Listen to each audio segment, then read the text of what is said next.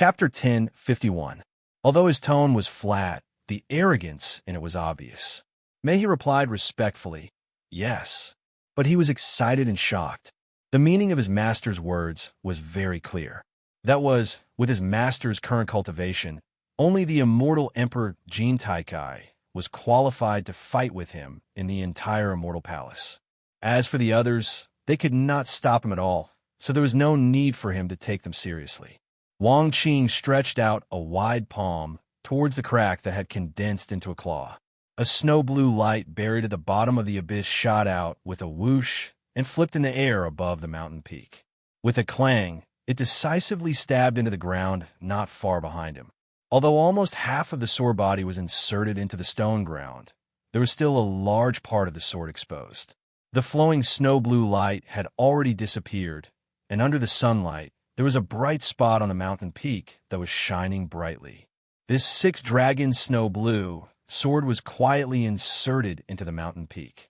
From beginning to end, Wang Qing didn't touch it even once.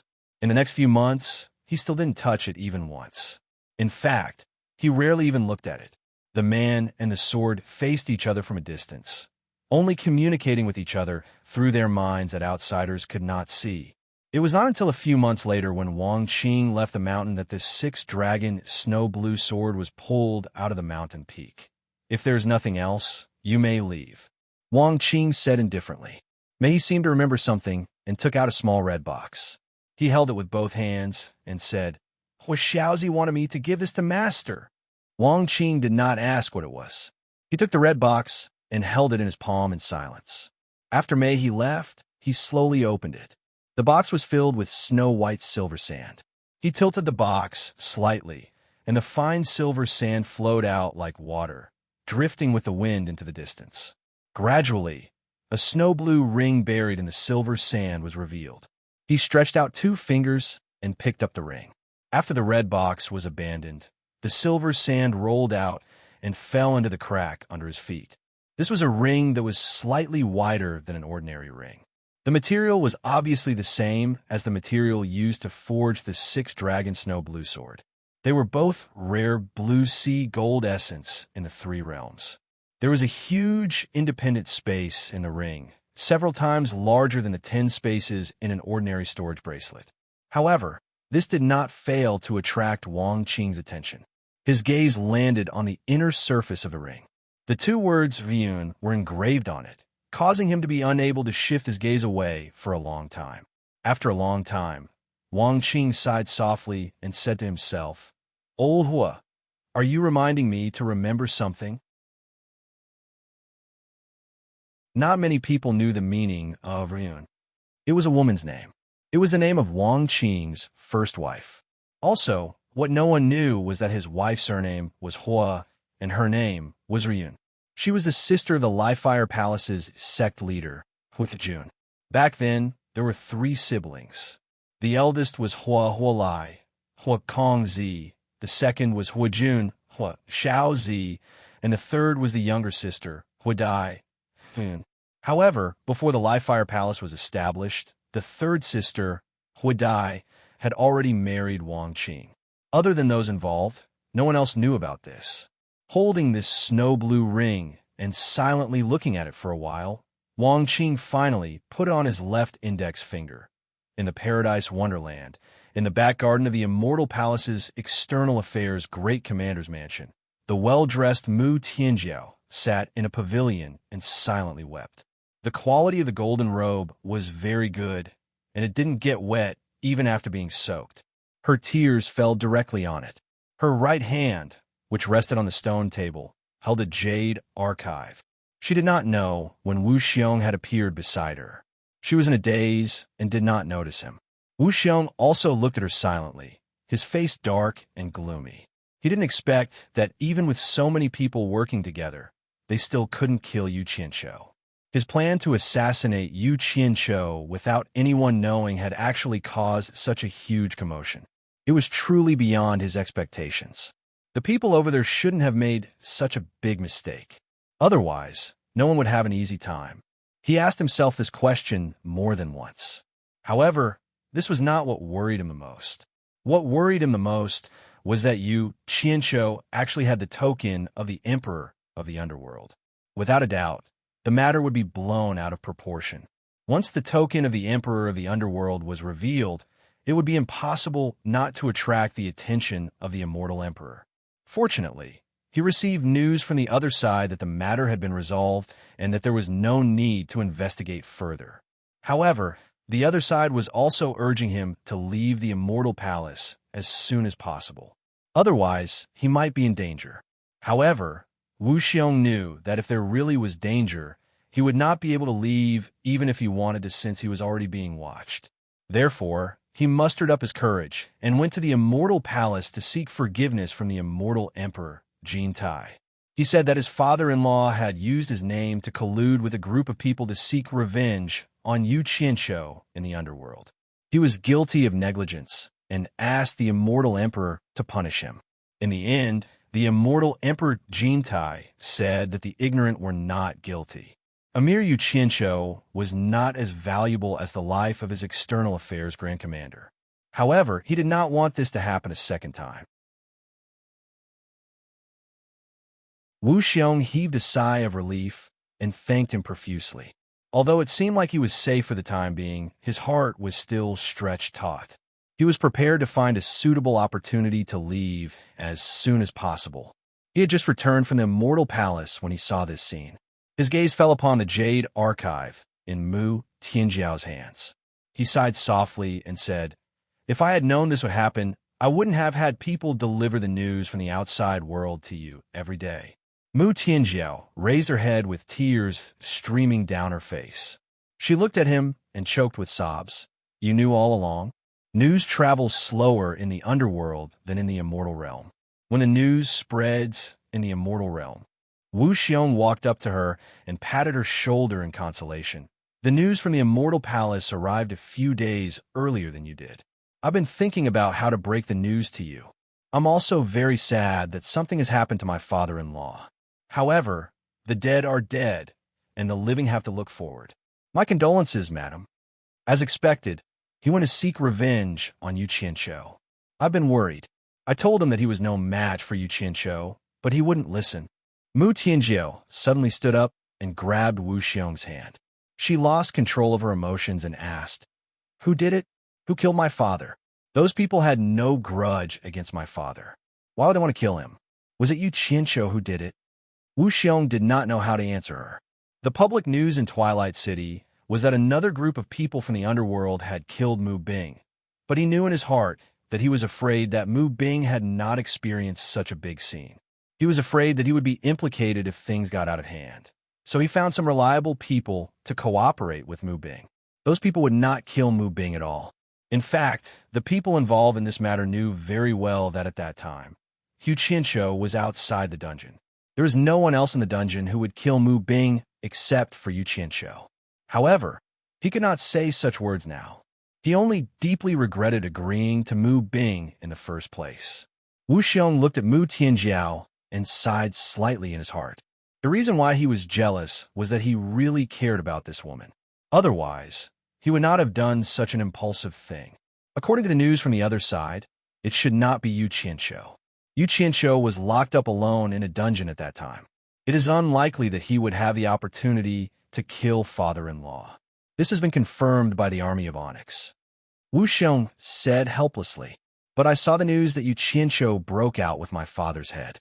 Mu Tianjiao went straight to the point and cried intermittently. Since he could break out of the dungeon, it means that the dungeon could not trap him.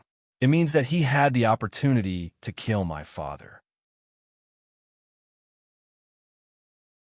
What's more, he has the token of the Emperor of the Underworld in his hand. He can command the army of Onyx. Who knows if the army of Onyx is cooperating with him to put on a show? This woman was as smart as ever. She saw the suspicious point at once. Wu Xiong sighed in his heart. He really did not know what to say. He could only grab her hand and comfort her. "Don't worry. The truth will come to light one day." He originally wanted to say something about punishing the culprit, but when he thought of the terrifying Emperor of the Underworld standing behind Yu Qianshou, he really did not know if he would have the opportunity to settle the score with Yu Qianshou. After a period of sadness, Mu Tianjiao wiped away her tears and revealed the strong expression that she had when she was supporting the Four Links Chamber of Commerce. She directly knelt before Wu Xiong. Wu Xiong was startled and quickly helped her up. "Madam, what are you doing?"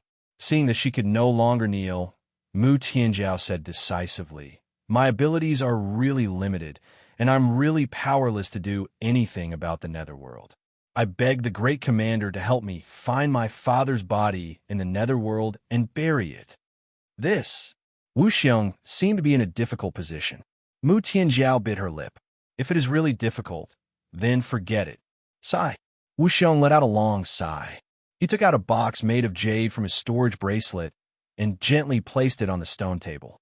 He said helplessly, "The people of the Dark Nether Army have searched for father-in-law's body, but they couldn't find it. Instead, Yu Qianshou asked the people of the Heartless Palace to deliver father-in-law's head. It's inside." He was not lying. At that time, Lu Lin of the Onyx Army had considered that Mu Bing was the father-in-law of Wu Xiong, the great commander of external affairs of the Immortal Palace, and had really sent people to the collapsed ground to search for Mu Bing's body. In fact, no one knew that Mu Bing had been dragged several hundred meters underground by Yu Qianshou and killed. His headless corpse had been cut into pieces and buried deep underground. Naturally, it was impossible to find him at such a depth of several hundred meters. Mu Tianjiao opened the jade box with trembling hands. Mu Bing's twisted head was lying inside. It was obvious that he had suffered a lot before his death. Fortunately, the corpse of an immortal wouldn't rot so easily in a short period of time. Otherwise, it would be impossible to see who it was. Mu Tianjiao's tears fell silently again. She bit her lips until blood came out and forcefully controlled her emotions.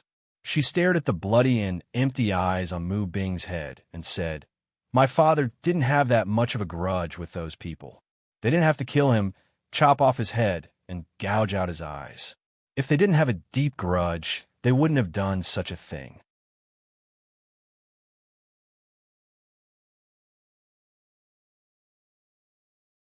Chapter 1052. Mu Tianjiao's trembling hand reached into the box and touched Mu Bing's cheek. When her fingers swept past the blood-stained right eye socket, she said in a trembling voice, "This is a sword wound. When that person used a sword to gouge out my father's right eye, he must have said arrogant." When her fingers slid down to the blood-stained left eye socket, she murmured, "He must have said looking down on others." She already had a vague outline of her father's murderer in her mind. Based on her understanding of that person, she guessed that the words he said were roughly the same as what the murderer himself had said during the torture. She slowly lifted Mu Bing's head and was about to hold it in her arms when she suddenly discovered that there was a wound on Mu Bing's lips. If she hadn't accidentally discovered it, she wouldn't have noticed it. It was covered by the blood on his lips. She opened Mu Bing's mouth with trembling hands and immediately smelled a strong, slightly rancid smell of blood. She saw that in the empty mouth his tongue had been crushed, and not a single tooth could be found intact. The sack was a ball in his mouth. It was obvious that someone had stabbed a sword into his mouth and tortured him. Mu Bing, who was standing to the side, was also slightly shocked. He didn't expect that there was such a secret in his mouth. He didn't know what Mu Bing had said to provoke Yu Qianshou to do such a cruel thing. His head was chopped off, his eyes were dug out, and his tongue was crushed. Mu Tianjiao suddenly cried out in pain and fainted on the spot. Wu Xiong was shocked and quickly supported her. He pressed a palm on her head to dispel the anger in her heart. After a while, she finally woke up and said anxiously, "My condolences, madam. We will take revenge sooner or later. Don't damage your health because of anger."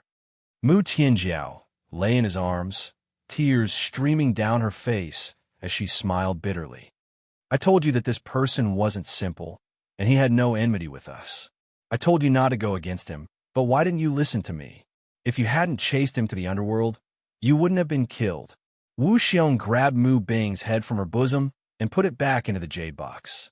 He frowned and said, "From Madam's words, could it be Yu Qianshou's doing? It's clear that there's a deep hatred between them to do such a thing. Father has you backing him up. Even if he had enemies in the past, most people wouldn't dare to do anything to him now, let alone go to the underworld to kill him. Among father's enemies, Yu Qianshou is the only one who has the ability to commit murder in the netherworld. Yu Qianshou is a vindictive person. Who else could it be but him? Mu Tianzhao deduced and locked onto the real culprit. So Yu Qianshou is a despicable person in her heart. Looks like I misunderstood her. Wu Xiong looked at her speechlessly. After a moment of silence, he said in a low voice, "Don't worry. I will avenge father-in-law sooner or later." Mu Tianzhao neither agreed nor objected. She struggled to her feet and stored the jade box into her storage bracelet. She looked at Wu Xiong with a bitter smile and said, "I want to bring my father's head back to the Four Links Chamber of Commerce and bury it with my mother. Now that father is dead, the Four Links Merchant Guild has no one to oversee it. I want to go back and take over the Four Links Merchant Guild and continue to operate it." In the attic of the Netherworld's forest, the scholar was holding a brush and writing a few words on the silk cloth on the desk. The words were black on the white cloth, and after writing a few words, he couldn't help but mutter a few more words. The words were scattered on the paper, mostly fate or heavenly Tao. Looking at his frown, it seemed to be quite troublesome for him. A ray of silver light entered through the window, and 1,000 soldiers in silver armor appeared. Seeing the scholar's expression, he was slightly stunned. After walking to the side and reading the words, he smiled and didn't disturb him. However, the scholar sighed and said, "What are you laughing at?" Nothing much." The 1,000 soldiers in silver armor cupped his hands and changed the topic. "I found some information regarding Yu Qianshou. Someone saw him and Grey Cloud Xin hiding in the body of a river clam called Shunyu. They took the water route and went against the current of the Netherworld River. I don't know where they are going. Therefore, I contacted some friends in the Netherworld River's water tribe and asked them to help me investigate. In the end, they really found that the river clam was running for its life in the Netherworld River. I reckon that Yu Qianshou and Grey Cloud Xin are still in its body. Running for their life? Could it be that someone from the Netherworld River's water tribe is chasing after them?" The scholar raised his brush and said subconsciously, "The person who found them only said that they were running for their life. I don't think that's the case. They should be in a hurry for something." The 1,000 soldiers in silver armor analyzed and said, "If the Netherworld River's water tribe is really chasing after them, then they shouldn't be running for their life in the Netherworld River. They should be running for their life on land. If someone is chasing after them on land, they don't need to be afraid. Yu Qianshou has the token of the Emperor of the Netherworld. He can mobilize the army of the Netherworld along the way to protect them at any time. Normally, no one would dare to touch them. Why would they need to run for their life?" Token. The scholar was slightly startled. Speaking of the token, he couldn't help but think of what the Saintess of the Netherworld had said. Yu Qianshou didn't even know that it was the token of the Emperor of the Netherworld. Could it be that he scared himself when he took out the token of the Emperor of the Netherworld? Thinking of this, the scholar felt that it was highly possible. He couldn't help but smile faintly and said, "Did you find any signs of where they were going?" They were very careful in the Netherworld River. They tried their best to avoid places with people or many people. They kept going against the current and didn't seem to have any intention of stopping. Before we came, we received a message from our friends from the Netherworld River's water tribe. They said that they would probably enter the endless horizon along the Netherworld River in a few days, the 1,000 soldiers in silver armor said. Endless horizon? What are they going to do there? The scholar asked in surprise. The 1,000 soldiers in silver armor spread out his hands helplessly and said, "They are so sneaky. I don't know what they're going to do." For a moment, the two famous big shots in the Netherworld couldn't figure out what they were doing. The scholar put down the pen in his hand and walked around the table in the attic. Suddenly, he stopped at the window and said, "1,000 soldiers, ask your friend from a Netherworld River's water tribe to keep a close eye on them. Tell them to contact me at any time. I'm going out for a while." After saying this, he turned into a white light and flashed across the pitch-black night sky at an incredible speed. He quickly disappeared into the distant horizon. The 1,000 soldiers in silver armor was stunned. He didn't have the time to say yes. He looked at the words written on the table and pinched his chin as he said suspiciously, destiny, heaven's law. It doesn't seem like they are expressing their feelings. Why did they give the token of the Emperor of the Netherworld to Yu Qianshou and then pursue it? What does he want? Shaking his head, he couldn't figure it out. Then he also flashed out. Just as the two big shots in the Netherworld Royal Palace said, there was indeed an escaping clam in the Netherworld River. It was a huge clam that had lived for millions of years. With 2 people in his stomach, Shen Yu kept dodging in the Netherworld River. Since he knew that the token of the Emperor of the Netherworld in Yu Qianshou's hand was fake, he was more afraid than Yu Qianshou and Gray Cloud Excian. What kind of person was the Emperor of the Netherworld? The Emperor could kill him with a flick of his finger. His millions of years of experience told him that it was not shameful to be humble and cowardly. It was best to stay alive. In his smooth stomach, Yu Qianshou used the meatball in his stomach as a pillow and slept soundly. In the beginning, he pretended to be calm and pretended to sleep. But in the end, he got over it. Anyway, what was going to happen would happen. He would deal with it as it came. It was useless to worry. He had to deal with it calmly. As soon as his tense nerves relaxed, he really fell asleep. He even snored from time to time. He slept like a log. It had been a long time since he had such a relaxed sleep. He didn't know where he was in his dreams. Sometimes, he dreamed that he was caught by the subordinates of the Emperor of the Netherworld. But when he was locked in a cage, he found that he was in a prison in his previous life. There were prison guards in uniform walking around in front of him. So, he asked the prison guard to get him a cigarette. The prison guard was wearing a big cap, but he said in Gray Cloud Excian's voice, "Do you want me to choke you to death with the smoke?" He immediately cursed loudly. As he was cursing, he was suddenly escorted out of the prison. As a result, he found that he had been escorted into a magnificent palace by the police. The scholarly Emperor of the Underworld stood high above him, smiling sinisterly at him and baring his hideous fangs, as if he was about to skin and swallow him alive. He tried his best to see the other party's face clearly, but it was blurry and he couldn't see it clearly. In the end, he didn't care anymore and teleported back to Utopia. He realized that he was driving a sports car on the highway. He was driving Ji Wu, who was dressed in sexy clothes. He told Ji Wu arrogantly, "We've taken out the money we left in the Swiss bank. We can live comfortably for the rest of our lives." Suddenly, dark clouds appeared in the sky. Gray Cloud Excian's old face suddenly appeared in the sky. He stared at them in the car and snorted coldly. "Do you want money or your life?"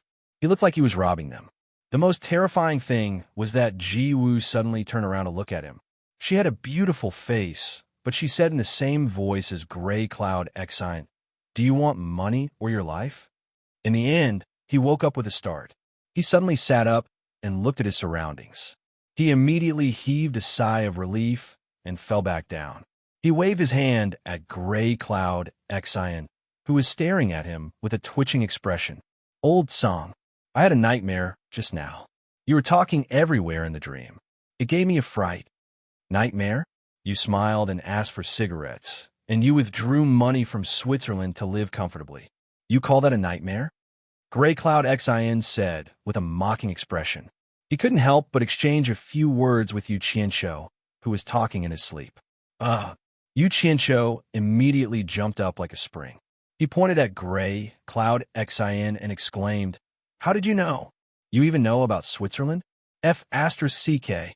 Did you transmigrate here too?" "Transmigrate here? I flew here, okay?" Gray Cloud Excian sneered and said, "You talk a lot in your sleep. It's hard for me not to know. I say, you're really broad-minded. You're already in this state, yet you can still sleep and have sweet dreams?" Yu Qianshou was stunned. He had been talking in his sleep. He could talk in his sleep? He was slightly shocked.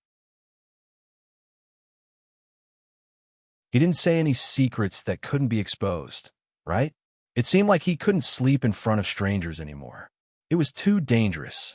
He wanted to ask Gray Cloud Excian what else he had said. Suddenly, Shen Yu's voice came. "Everyone, be careful. We're about to enter the Netherworld River in the endless horizon."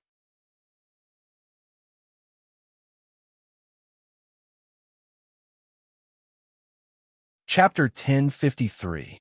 The two who were bickering pricked up their ears at the same time to listen to the movements outside. They looked at each other and saw the nervousness in each other's eyes. They stopped talking, afraid that something unexpected would happen. However, they seemed a little lost amidst their nervousness. Did they reach the endless horizon so smoothly? According to Shunyu, the Netherworld River was the same as the land. It was also ruled by powerful factions. The long journey was full of danger, and accidents could happen at any time. The two were mentally prepared for the worst. However, what made them feel strange was that they reached the endless horizon without any danger. Someone even slept the entire way.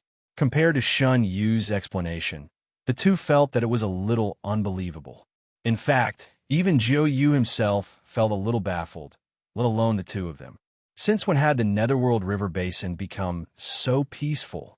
Where did all those fellows who blocked the road, robbed, killed, bullied the weak, and committed all sorts of crimes go? Everything had its cause and effect. In fact, Shun Yu's cautiousness, or rather timidity, and familiarity with this route were also objective reasons for being able to reach this place smoothly. Most importantly, due to the intervention of the Netherworld Emperor's guards, the Silver Armor Army's friends in the Netherworld River were not weak either. With these powerhouses' forces secretly monitoring their journey, those who had ill intentions along the way would dispel their evil thoughts after discovering them. This was equivalent to providing protection for them in disguise. This was the real internal reason. Yu Qianqiu and Sangyan Xin held their breaths and listened attentively to the movements outside. It would be a lie to say that they did not want to go out and take a look. Even the Netherworld cultivators did not dare to step into the punishment land of the Netherworld, let alone the people from the immortal world. The two of them wanted to see the true appearance of the endless horizon. With this experience, it would be an enviable qualification to show off. However, no one had the guts to go out and take a look. Endless horizon. Those who heard this name for the first time would probably associate it with darkness. In fact, in a place as dark as the Netherworld, there was probably no place brighter than it. It was definitely not a lie. Almost half of the vast, endless horizon was fused with a bright and wriggling red light, and it was steaming hot. Coming here, one would realize that one was like a freshly baked bun. On a narrow section of the Netherworld River, red light enveloped the river, dyeing the entire river red. On both sides of the river Styx, there was a row of soldiers in red armor. Their clothes and armor were bright red, and each of them gave off a vicious aura, as if they had charged out from blood and fire. Not far behind them, there was a hot red mist rising into the night sky. They stood quietly by the river as if waiting for something. One of them, be it in terms of appearance or temperament, was clearly different from the other red-armored soldiers. Although he was also wearing red armor, his armor was like the shell of a beetle. It was extremely close-fitting and had sharp edges. He was tall and sturdy, with a layer of short hair sticking to his scalp. His face was thick, and his eyes were as round as copper bells. He had the aura of a tiger-lion beast king. Both his shoulders and the upper half of his body were wrapped in red iron chains that were as thick as a thumb. They were like thick armor that was stretched taut on his muscular chest. It was as if the two bulging muscles on his chest could snap the iron chains with a crack if he exerted force. Suddenly, an undetectable wave came from the night sky. The tall and sturdy man with the red chains frowned slightly. Then, he waved his hand, and 100 of the red-armored soldiers on both sides of the river Styx immediately scuttled into the river Styx and quickly disappeared into the water. The giant clam that was almost sticking to the bottom of the river Styx suddenly came to a halt. Jiu realized that the path in front of him had been cut off by the hundreds of red-armored soldiers. Oh no, it's the Purgatory Army that controls the endless horizon. They blocked our path. Jiu panicked and told the two people in his body. Yu Qianqiu and Sangyan Xin quickly stood up. Sangyan Xin stared at Yu Qianqiu and sneered. What's going to happen is going to happen. It's all your fault. I've fallen into the pit with you. Damn it. What's the hurry? Jiu, turn around. Let's hide for a while first. They might not be targeting us. Yu Qianqiu waved his hand and shouted. Jiuyu had the same intention. He did not hesitate to turn around. In the end, he realized that 100 red-armored soldiers had appeared out of nowhere and cut off their path of retreat. Jiuyu looked around in fear. In the end, he realized that he could not see through the cultivation of any of the red-armored soldiers. Now, the only way out was to leave through the water.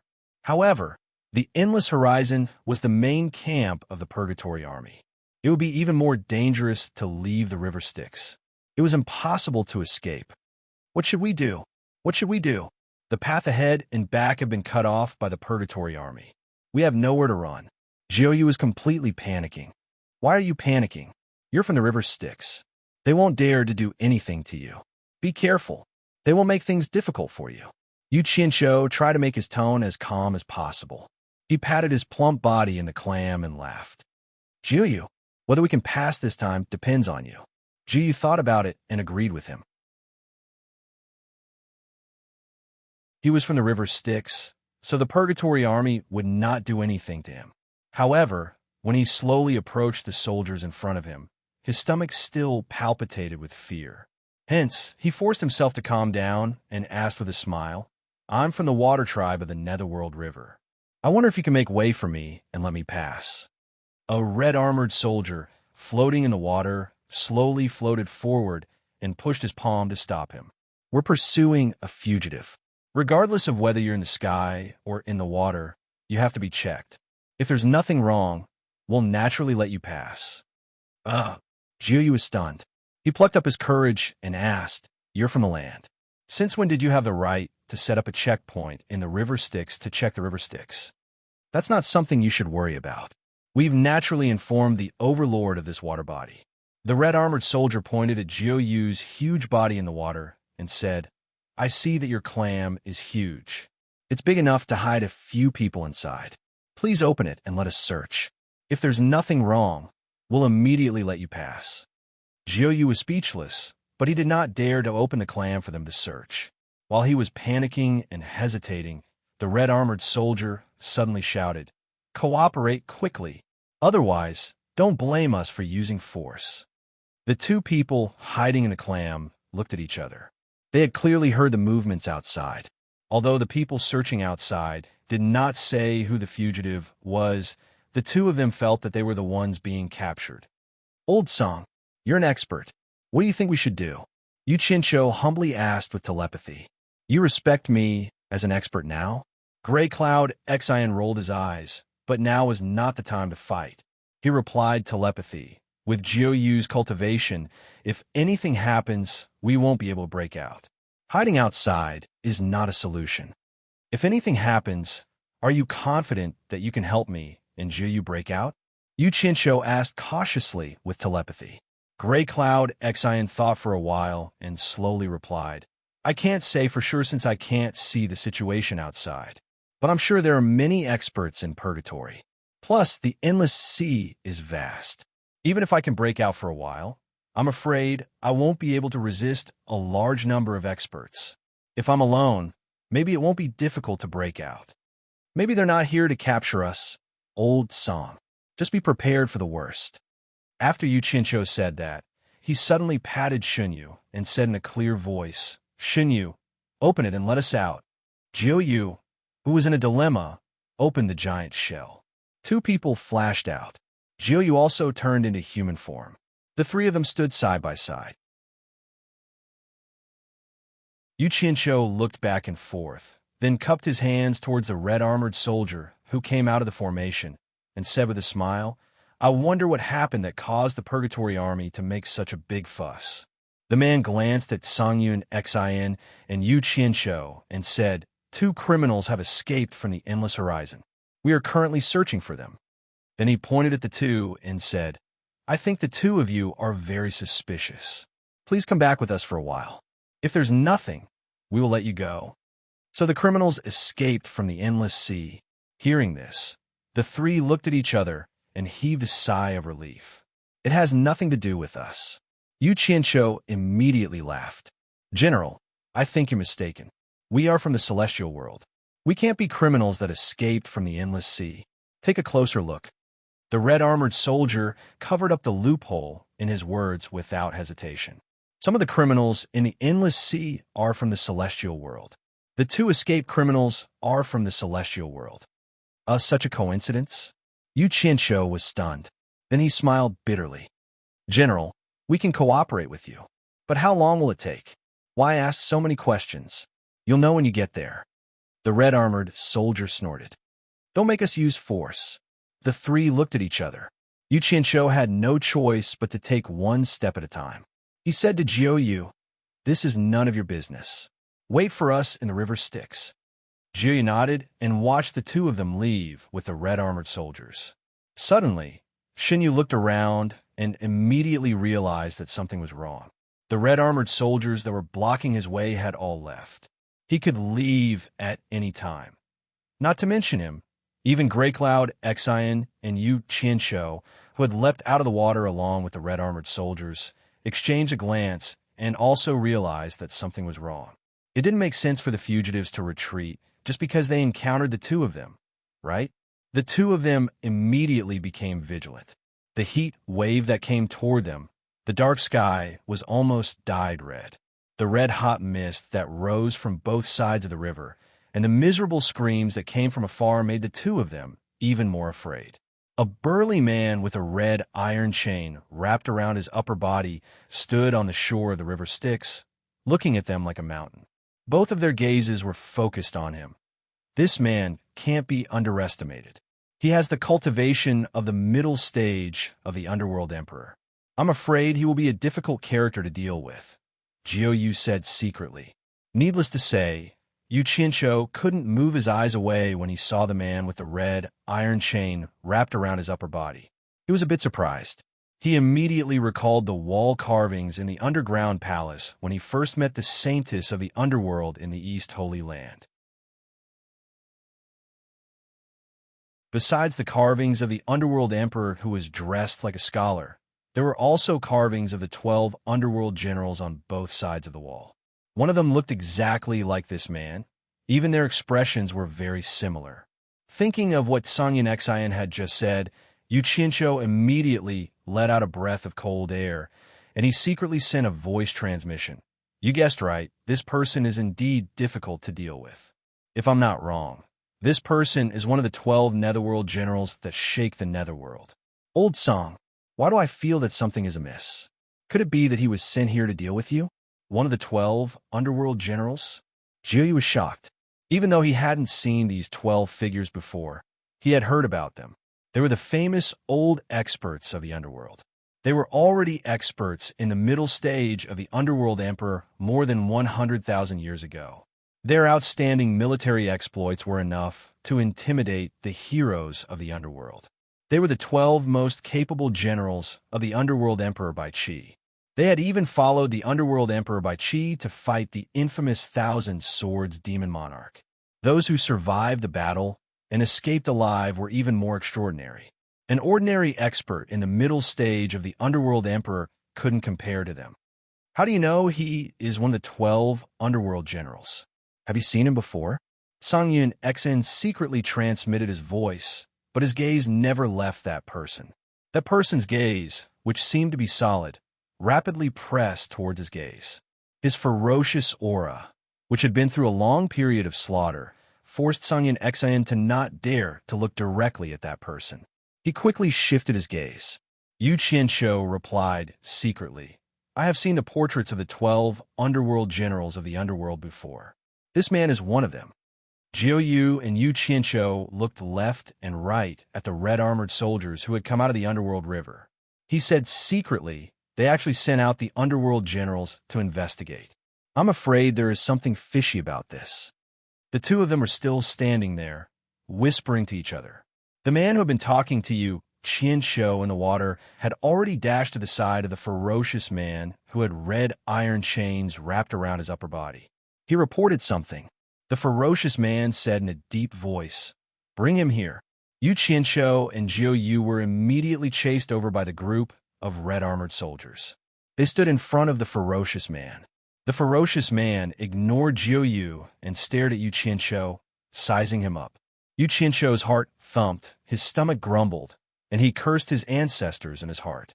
Jiu Yu, who was at the side, frowned slightly. After some hesitation, he cupped his fists and said, "I am the great consecrator of the celestial realm's passionless palace, Jiu. May I ask if you are one of the Underworld Emperor's 12 underworld generals, the Red Armored War Army?" The ferocious man was slightly stunned. He looked a little surprised when he turned to look at Jiu, as if he didn't expect Jiu to recognize him. He shouted in a deep voice, "My war army has lived in the Savage Lands for a long time. Back then, I had only met Wang Qing of the Passionless Palace. I have never heard of any great consecrator or little consecrator. Why have you barged into my endless horizons? Could it be that you have some ulterior motives?"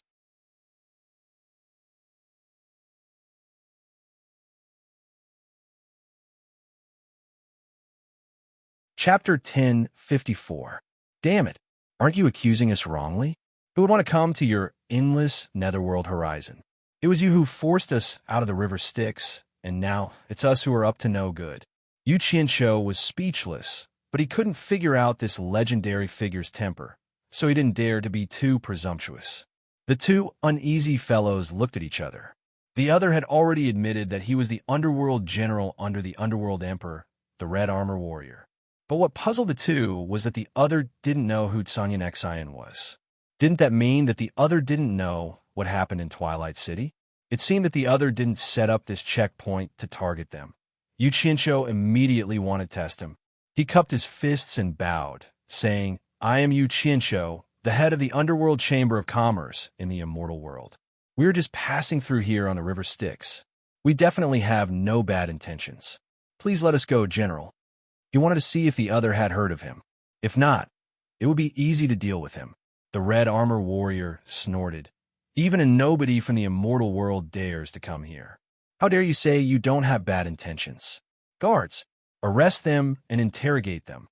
The Red Armor Warriors surrounding the two immediately obeyed. Yu Qianqiu waved his hand, saying, "Wait." The other party didn't know him, so he wasn't afraid. He took out a black token and showed it to the Red Armor Warrior, saying, "Who dares to touch me? Open your eyes and see what this is." Seeing him take out a fake Underworld Emperor's token, the corner of Sanyan Xian's mouth twitched, but he naturally wouldn't expose it. Underworld Emperor's token. The Red Armor Warriors were moved when they saw the thing in his hand, and they were about to pay their respects. However, the Red Armor Warrior waved his hand to stop them. He stared at the token in Yu Qianqiu's hand and said disapprovingly, "I have followed the Underworld Emperor for so many years, and I have never heard of him giving the token to an outsider, let alone a small immortal world cultivator like you. Why do I feel that there is something wrong with this Underworld Emperor's token? The more I look at it, the more it looks like a fake." Sanyan Xian's heart skipped a beat when he heard this. He felt as if he had fallen into an ice cave. This red-armored soldier was indeed a trusted subordinate of the Emperor of the Underworld. He could immediately tell that the token of the Emperor of the Underworld was fake. This was going to be a big problem. How could the other side let go of the person who faked the token of the Emperor of the Underworld? Greycloud Xian's right hand had already touched the storage bracelet on his left wrist, just in case. Bullshit. Yu Qianqiu almost panicked. He didn't expect the other party to say that.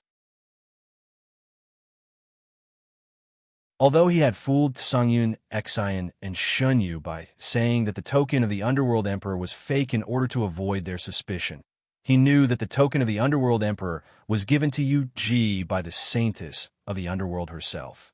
It couldn't be fake. "General, you can't speak carelessly. This is the genuine token of the Emperor of the Netherworld. How can you fake it? You better look carefully before you speak. Otherwise, it will be a great disrespect to the Emperor of the Netherworld." Yu Qianqiu shouted. At this moment, Sanyan Xian only wanted to say 5 words to him, stubborn. "There's no need to argue whether it's real or fake. I have someone here who can tell whether the token of the Emperor of the Netherworld in your hand is real or fake." The red-armored soldier looked at him disdainfully and sneered. "Take the 2 of them away." "Wait," Yu Qianqiu shouted. "You really don't know your place. Do you still want to resist?" The red-armored soldier's gaze turned cold. "We could go with you to verify whether it's real or fake." What if it's real? Yu Qinsho was very confident. If the token in his hand was real, there was no need to be afraid. You dare to bargain with me? You must be tired of living. If you have the real token of the Emperor of the Netherworld in your hand, no one will dare to do anything to you. You can do whatever you want in the endless horizon. According to the red-armored soldier's temper, he wouldn't be so patient. He would have captured the two of them and interrogated them. However, he was here under orders to put on a show, so he couldn't do anything. Okay, Yu Qinsho shouted. I'll go with you. I want to see who has the guts to distort the truth and say that the token in my hand is fake. Take them away, the red-armored soldier shouted. Wait, Yu Qinsho tried to delay again. This time, the red-armored soldier's expression was really bad. No one dared to disobey him again and again. He immediately said in a deep voice, What do you want again? I have a friend in the Netherworld River. I have to bring him along. Yu Qinsho didn't care whether he agreed or not. He turned and shouted at the surface of the Netherworld River, Jiuyu, come out. Jiuyu heard their conversation clearly from below. He flashed out of the Netherworld River with a pale face. He had no choice.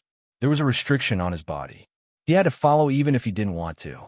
Actually, Yu Qinsho didn't want Xunyu to take the risk either. However, the green fire pearl had been planted in Xunyu's body. If the two of them were placed too far apart, it wouldn't be a problem for a short period of time. However, if the two of them were placed too far apart, they would immediately lose control, and Xunyu would definitely die. He didn't know where the red-armored soldier would take them to verify the authenticity of the Netherworld Emperor's token. He decided to bring Jiuyu along for the sake of safety. Just like that, the three of them were surrounded by the Purgatory Army and flew to the depths of the Netherworld River. Along the way, Grey Cloud Xian couldn't help but ask, Yu Qinsho, the token in your hand is obviously fake. You still dare to follow them. Once the matter is exposed, we will be trapped in the depths of the endless sea cliff. It will be even more difficult for us to escape. What are you trying to do? Don't worry. The quality of the Netherworld Emperor's token is very high. Unless it's the Netherworld Emperor himself, no one will be able to tell it's real. I don't believe that anyone would dare to attack someone with the Underworld Emperor's command medallion without knowing if it's real or fake. How about it? You can rest assured, Yu Qinsho said confidently. I hope so. Grey Cloud Xian could only sigh. He felt like he was stuck in a quagmire and couldn't get out of it. However, he had already made up his mind. Once he was at death's door and had nowhere to run, he would kill Yu Qinsho first to avenge his grandson and himself. Otherwise, he wouldn't be able to die in peace after coming to the Netherworld. They had long heard of the endless sea cliff.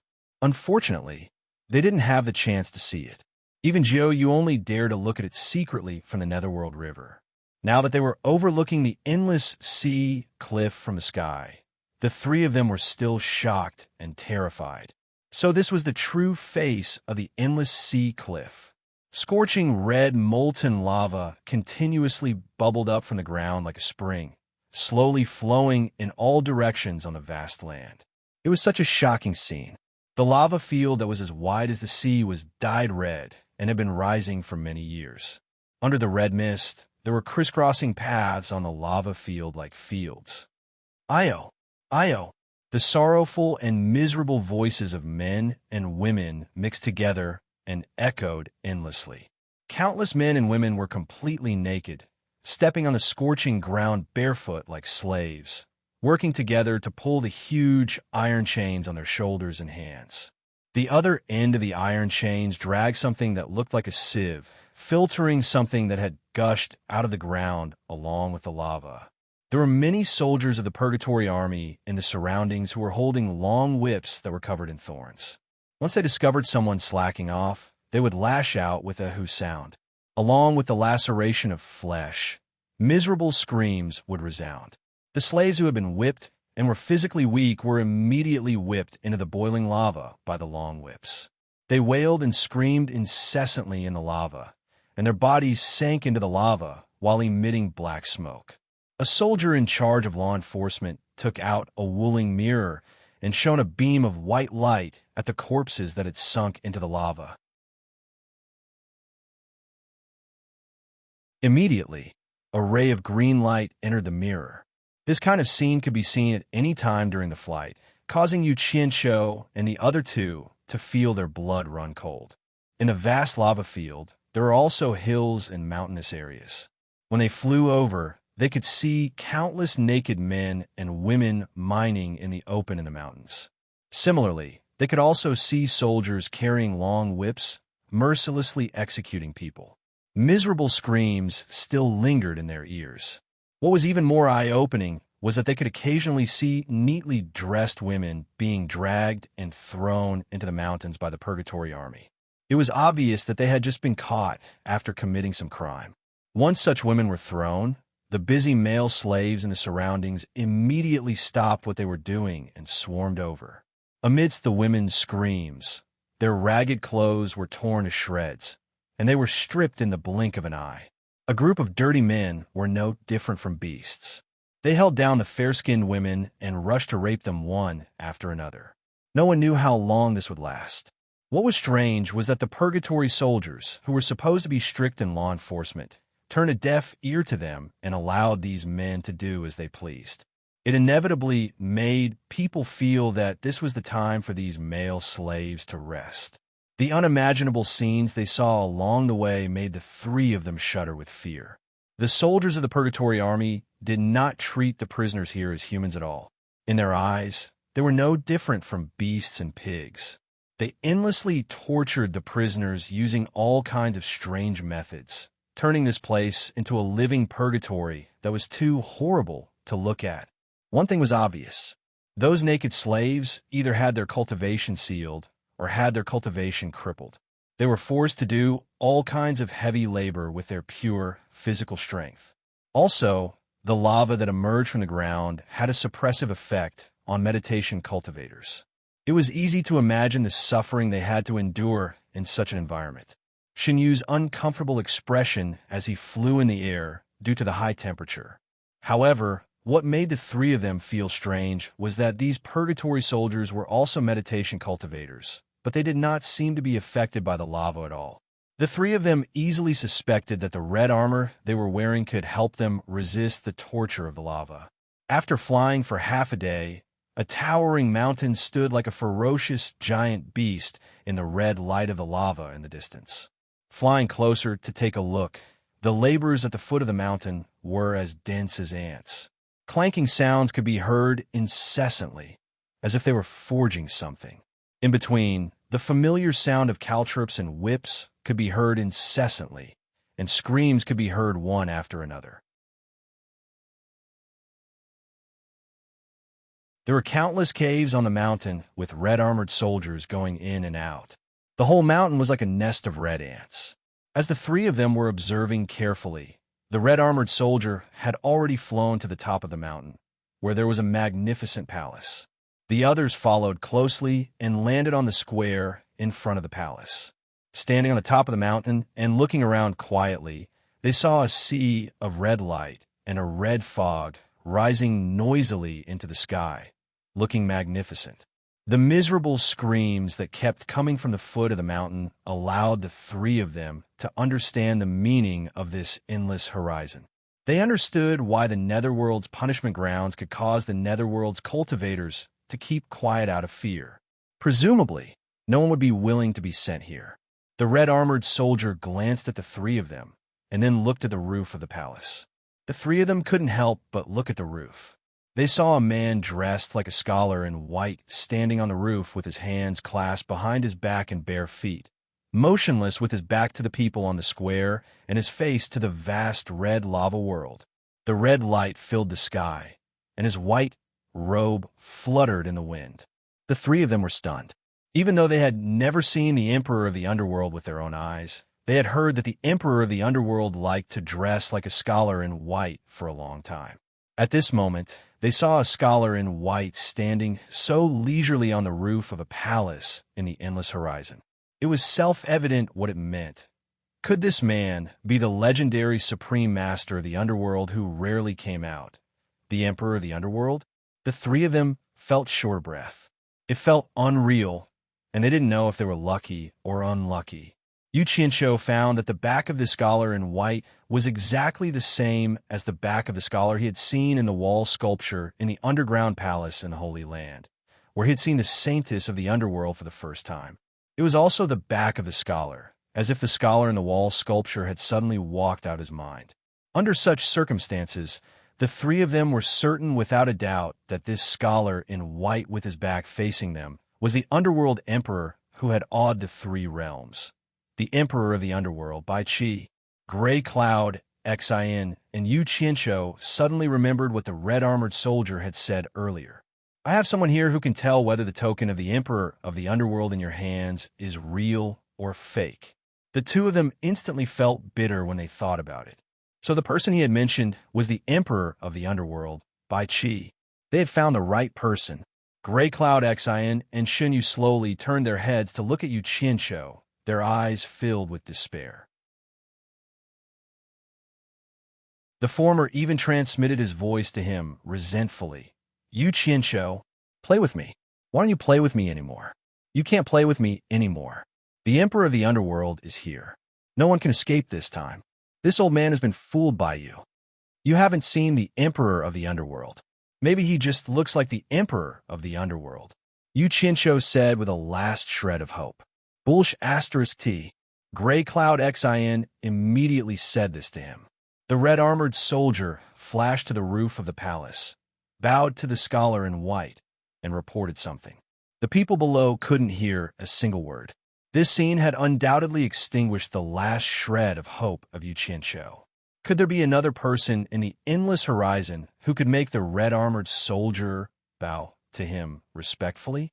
The scholar in white, who stood barefoot on the roof with his hands clasped behind his back, nodded slightly.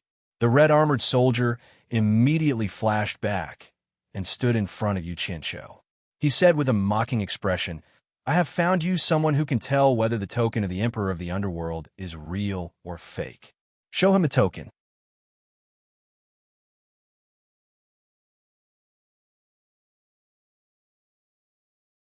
Chapter 1055.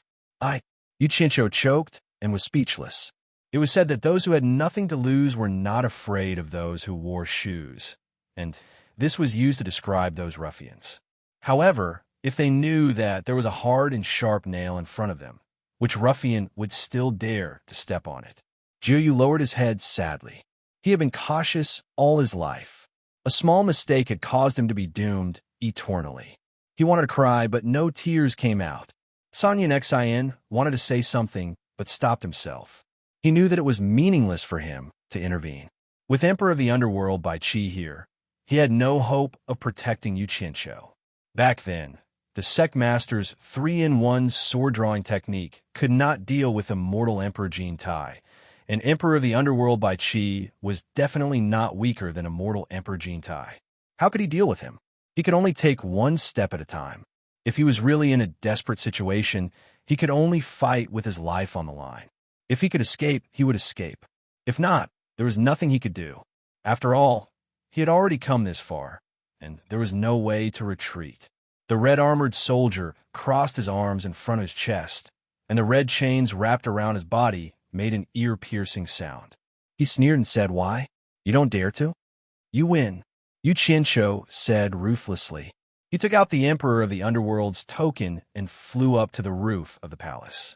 He had wanted to slip back to Utopia and run, but he thought that the Emperor of the Underworld's token was a genuine gift from the saintess of the Underworld. He could take a gamble. The Emperor of the Underworld couldn't possibly kill him without saying a word, right? It wouldn't be too late to escape if he realized that something was wrong. It wasn't his style to cry until he saw the coffin. Yu Qianshou flew up to the roof and stood behind the scholar.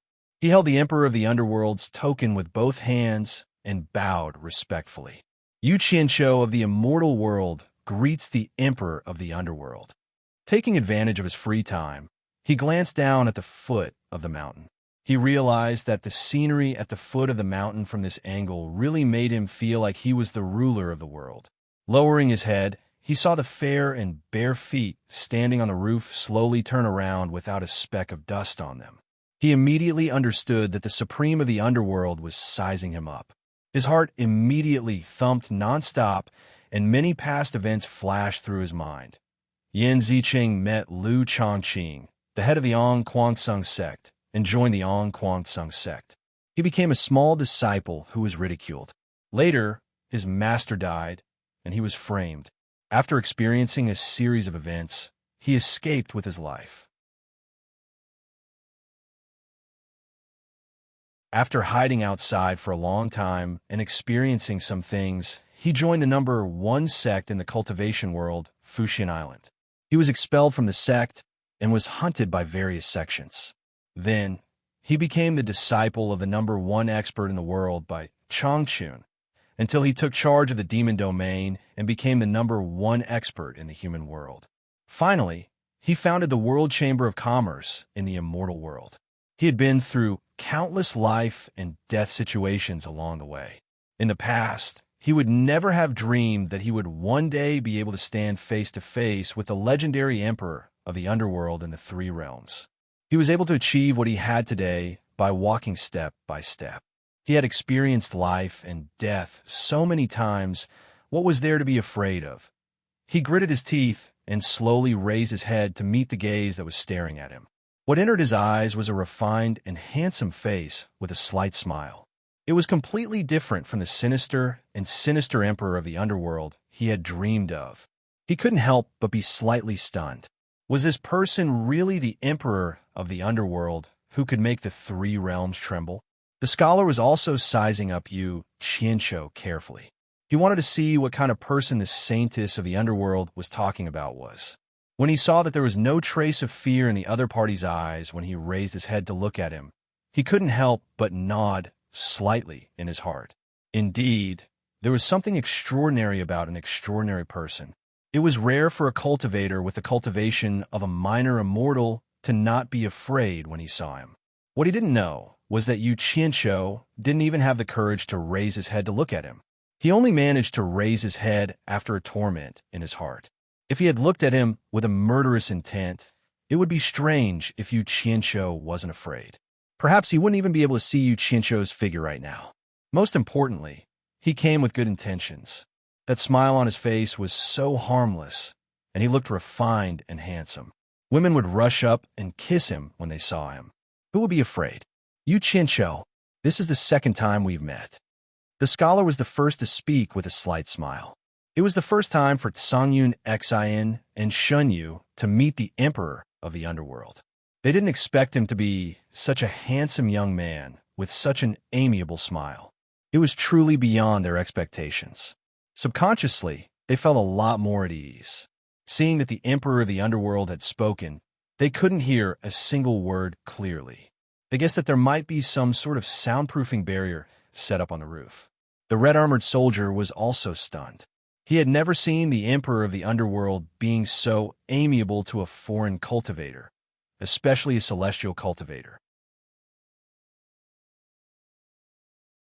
Under normal circumstances, the emperor of the underworld would maintain at least some dignity in front of outsiders. He wouldn't act like this. Of course, based on his understanding of the emperor of the underworld, it would be a different story if he saw a beautiful woman. Yu Qianqiu's brain worked quickly. However, he was at a loss for a long time. He couldn't remember when he had seen the emperor of the underworld, who was renowned throughout the 3 realms. He had a splitting headache, but he still couldn't remember. His memory couldn't be that bad, right? How could he forget someone like the emperor of the underworld by Qi? For a moment, he didn't know how to answer. The emperor of the underworld said that they had met before. Could he say that he remembered wrongly? This junior is ignorant. I really can't remember when I've seen you before, Yu Qianqiu said with a toothache. He was afraid that the emperor of the underworld was testing him. He also didn't know what the emperor of the underworld's temper was like. Was he a smiling tiger? He could only stiffen his neck and wait for the situation. The scholar smiled faintly and said, "That's true. I could see you in front of the dragon transformation gate. With your cultivation, you can't see me." Yu Qianqiu was speechless, so he was referring to that time. Suddenly, he felt the weight in his hands lighten. The emperor of the underworld's token had already floated to the emperor of the underworld's hand. His heart jumped, and he was prepared to escape at any time. Below, Sanyun Xin and Shun Yu's expressions changed drastically. They were probably all done for this time. The scholar looked at the token over and over again and said faintly, I personally carved the Emperor of the Underworld's token. There are only two sides. One side is on me, and I'm prepared to use it to pass down orders at any time. The other side is given to the Underworld Saintess for protection. When the Underworld Saintess told me that she gave the Underworld's token to you, I was a little surprised. Yu Qianshou was surprised. Did the Underworld Saintess tell you that she gave the Underworld's token to me? No matter how he listened to it, he felt that something was wrong. The Underworld Saintess had obviously given the token to Yu Ji, and it had nothing to do with him. How could he not understand the words of an expert? The scholar nodded slightly and said, she was trapped in a human world for a long time. She said that when she returned to the underworld, she realized that she was fated to meet you, so she gave this token to you. However, she didn't tell you that she gave you the token of the underworld. Yu Qianshou was speechless. He slowly tilted his head to look at the rising red fog, a puzzled expression on his face. He believed that the Emperor of the Underworld had no need to lie to him. However, why did the Underworld Saintess say something that distorted the truth? From what the scholar had said, it seemed that the Underworld Saintess had intentionally concealed the fact that he was from the human world. Could it be that she was trying to protect him? But why was that? Could it be that she had fallen in love with him at first sight? But it seemed that his current appearance was not good enough for a woman to fall in love with him at first sight. Not long after the Underworld Saintess told me this, Jintai suddenly came to the royal palace of the Underworld and asked me why I gave you the Underworld's token. The scholar immediately told Yu Qianshou what he had told Jintai that day. This was the reason why he didn't care about his status as the Emperor of the Underworld and asked someone to trick Yu Qianshou into meeting him. He wanted to let Yu Qianshou know that he had helped him before, so that Yu Qianshou would remember this big favor. What the hell were they doing? Yu Qianshou scratched his head in confusion. He was no longer nervous, but he said with a wry smile, Emperor of the Underworld, this junior can't figure out why you helped me like this. It seems that this junior's ability is not worthy of your kindness. It's right that you can't figure it out. If I could figure it out, then I, the Emperor of the Underworld, would be too despicable to come here and curry favor with you. The scholar immediately laughed heartily. His thin white robe wrapped tightly around his body in the wind, giving him a feeling that he was floating in the air. He appeared to be exceptionally elegant and refined.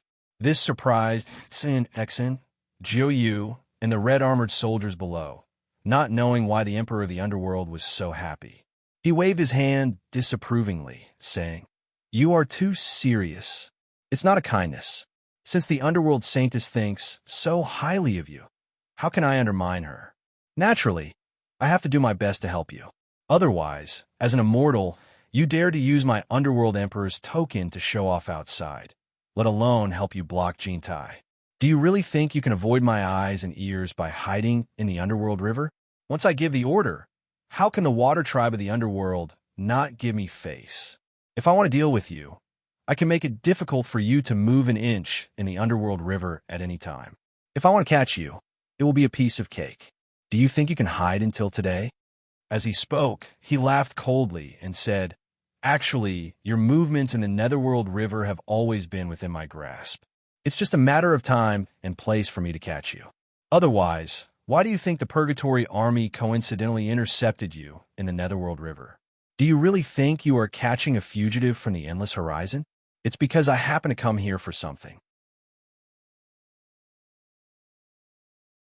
Thinking that the Underworld Saintess thinks so highly of you, I can't help but want to see why she thinks so highly of you. So, I asked the soldiers to intercept you and bring you here. Do you think I can see just anyone? Although what he said was half true, the domineering aura of the Supreme Emperor of the Underworld was undoubtedly revealed in his words. He behaved like an emperor, using both kindness and power. It was enough to fool Yu Qianshou without his knowledge. Yu Qianshou wouldn't expect that the Emperor of the Underworld came here on purpose for him. Hearing this, Yu Qianshou blushed with shame. He realized that the three of them had indeed thought too simply thinking that they could avoid being caught by the Emperor of the Underworld by hiding in the water. Since the Emperor of the Underworld had been in charge of the Underworld for so many years, his relationship with the water tribe of the Underworld River was naturally not bad. If he, the Emperor of the Underworld, asked the water tribe of the Underworld River for him, how could they not give face to the Emperor of the Underworld for the sake of an insignificant celestial cultivator like him? It was guaranteed that a large group of people would surround and intercept him. I felt that there was something fishy about being intercepted in the Underworld River. So that's what happened. Yu Qianqiu smiled bitterly and rubbed his nose. He cupped his hands and said, I wonder how the Emperor of the Underworld is going to deal with us now. If I really wanted to deal with you, I wouldn't be meeting you here. Zhang Jun would have already killed you. Based on Zhang Jun's ability, the 3-in-1 sword-drawing style of the Heartless Palace would not be able to stop him, unless Wang Qing himself used it. That Grey Cloud Xin is still not good enough. The scholar waved his hand, and the token of the Emperor of the Underworld landed in Yu Qianqiu's hand. He smiled faintly and said, Since the Saintess has already given it to you, I have no reason to take it back. The Saintess has given you benefits, so I naturally can't be too stingy. In the future, you can use this token to come to the Underworld Royal Palace to see me at any time. I will allow you to use the token of the Emperor of the Underworld to solve any problems you encounter in the Underworld. What do you think? The benefits I have given you won't be any worse than the Saintess's, right?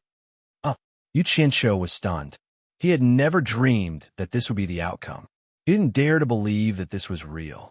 Could it be that there was such a thing as a free lunch in this world? He quickly calmed down. He didn't believe that there was such a good thing. He cupped his hands and said, Thank you for your favor, Emperor of the Underworld. What does Emperor of the Underworld need this junior to do? With the scholar's insight and experience, he could naturally tell what Jiang Yi was thinking. He smiled coldly and said, Do you think that I am making a deal with you? In the 3 realms, if I want to do something, I only need to say the word and someone will do it. If I want something, someone will naturally deliver it to me. Do you think that with your current ability, you are qualified to be ordered around by me? I'm only helping you because I am happy.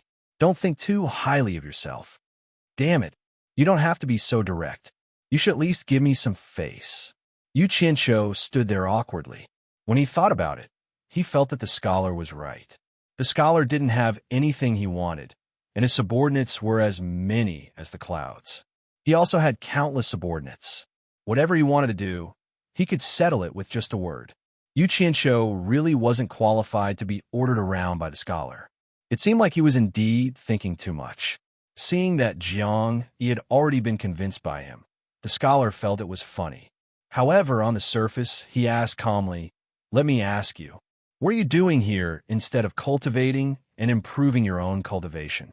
Yu Qianqiu immediately smiled bitterly and said, Actually, this junior was forced to do so. Just as the Underworld Saint has said, this junior didn't know that this was the Underworld token. When I took it out, even I was shocked, thinking that I had gotten into trouble. To tell you the truth, Emperor of the Underworld, the few of us fled here for our lives. He wanted to say that he was here to collect information, but he reckoned that he wouldn't be able to fool the other party.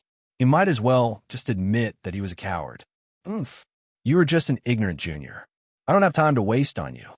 The scholar waved his hand and retracted the soundproof barrier. He then said calmly to the people below, Zhang Jun, let them go. After saying this, he disappeared from the roof.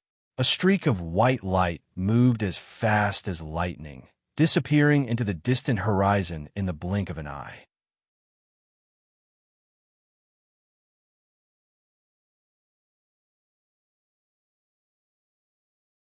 Chapter 1056. Seeing the Emperor of the Underworld fly away, Yu Qianqiu felt depressed. He had wanted to strike while the iron was hot and form a relationship with the Emperor of the Underworld. Who would have thought that the Emperor of the Underworld would leave without any warning? Little did he know that the Emperor of the Underworld would shamelessly come here to express his goodwill. For someone who was used to being in a superior position, it was already very awkward. Although he still maintained his demeanor on the surface, He was extremely embarrassed and did not have the face to stay here any longer. Hearing that the Emperor of the Underworld would let them go, Sun Exin and Shunyu were overjoyed. They did not know what Yu Qianshou had said to the Emperor of the Underworld to let them pass safely. The red-armored soldier also looked at Yu Qianshou with a puzzled expression. He also wanted to know what the Emperor of the Underworld had said to Yu Qianshou, but it was not convenient for him to ask about the Emperor of the Underworld. He could only snort coldly and say, "You guys are lucky today. Get out." Yu Qianshou stood on the roof and looked at the red-armored soldier below. He still felt like he was dreaming. He did not expect to see the Emperor of the Underworld, Bai Qi, under such circumstances. He did not expect Bai Qi to reward him. It was too unexpected. Hearing Zhang Jun telling them to scram, Yu Qianshou looked towards the distance where the red light filled the sky. He casually took out his flying shuttle and jumped on it. Gray Cloud, Xian, and Shunyu understood his intention and flashed up. The three of them saluted the red-armored soldiers below. Afterwards, Ash Cloud Xian took over the flying shuttle without any complaints and quickly drove it away. Standing on the square above the sea of lava, the red-armored soldier looked in the direction they were going. His eyes were filled with confusion. He mumbled to himself, "They're going there. Did the Emperor of the Underworld give them a mission?" The flying shuttle flew across the sky. Below them was still the sea of lava. The screams from time to time could no longer attract the attention of the three people above. Sangyan Xian stood at the front of the flying shuttle. After a while, he could not help but ask, "Yu Qianshou, is the token of the Emperor of the Underworld in your hand real?" Of course it's fake. But if the Underworld Emperor says it's real, then it's real. Yu Qianshou let out a sigh of relief and said, "It's all good now. We can use the Endless Horizon to directly enter the mysterious Forbidden Area. There shouldn't be any danger on this trip." This was not what Gray Cloud Xian wanted to hear. He was shocked to see the Underworld Emperor safe and sound. After a moment of silence, he asked again, "What did the Underworld Emperor tell you?" "Old song. This is related to the Emperor of the Underworld, so it's really inconvenient to divulge it." "Please excuse me," Yu Qianshou said with a perfunctory chuckle. Gray Cloud Xian's face twitched, and he shut up. Xinyu sat alone at the back of the flying shuttle. He did not look too good, and he seemed to be in low spirits. It seemed that meditating was indeed not suitable for him to stay in the Endless Horizon. Even though they were flying in the sky far away from the ground, the temperature was still like a furnace, making him feel a little unbearable. However, this fellow had no human rights and could only endure it. Fortunately, Yu Qianshou discovered in time. He asked Gray Cloud Xian to change his original flight path and fly horizontally above the Netherworld River Basin. They continued to fly along the Netherworld River Basin, which made Xinyu feel better. Time passed day by day as they flew endlessly. Yu Qianshou was bored, and he would occasionally drop one of the silver balls he was playing with into the Nether River Basin below. As time passed, the two sides of the Netherworld River, which were sometimes wide and sometimes narrow, gradually drew closer. They could no longer see the vast and boundless water surface of the Netherworld River, until one day, the sea of lava on both sides of the Netherworld River was suddenly left behind them. A cool breeze blew past them. Yu Qianshou stood on the flying shuttle and waved his hands behind him as he cheered. "We've finally flown out of the Endless Horizon."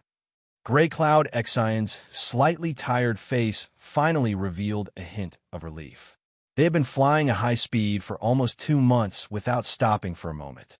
Even though he had a high cultivation base, he still felt that it was a little too much. At the same time, he could not help but sigh. The vastness of the Netherworld had exceeded his expectations. Don't be too happy too early. There's at most 1 more month before the Celestial Emperor's wedding. Even if we return now, we won't make it in time. Qing Yun Xian coldly looked at Yu Qianshou and reminded him. In fact, he had already reminded him countless times along the way. However, Yu Qianshou was determined to continue forward. Yu Qianshou told him not to meddle in other people's business and said that he had a way to return in time. Gray Cloud Xin thought that Digio would not disregard his own life, so he waited to see how Digio would return in time. Hearing his words, Yu Qianqiu was about to repeat the same old story, but he saw Ji Yu walking to the front of the flying shuttle in a daze. He inserted himself in front of Gray Cloud Xin, who was frowning and slowly knelt down. He faced the cool night wind and began to cry. His tears flowed down his face. Yu Qianqiu walked forward and exchanged glances with Gray Cloud Xin. They both felt a little strange.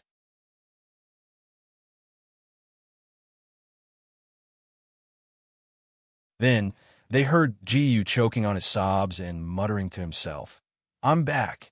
After 150,000 years. I'm finally back."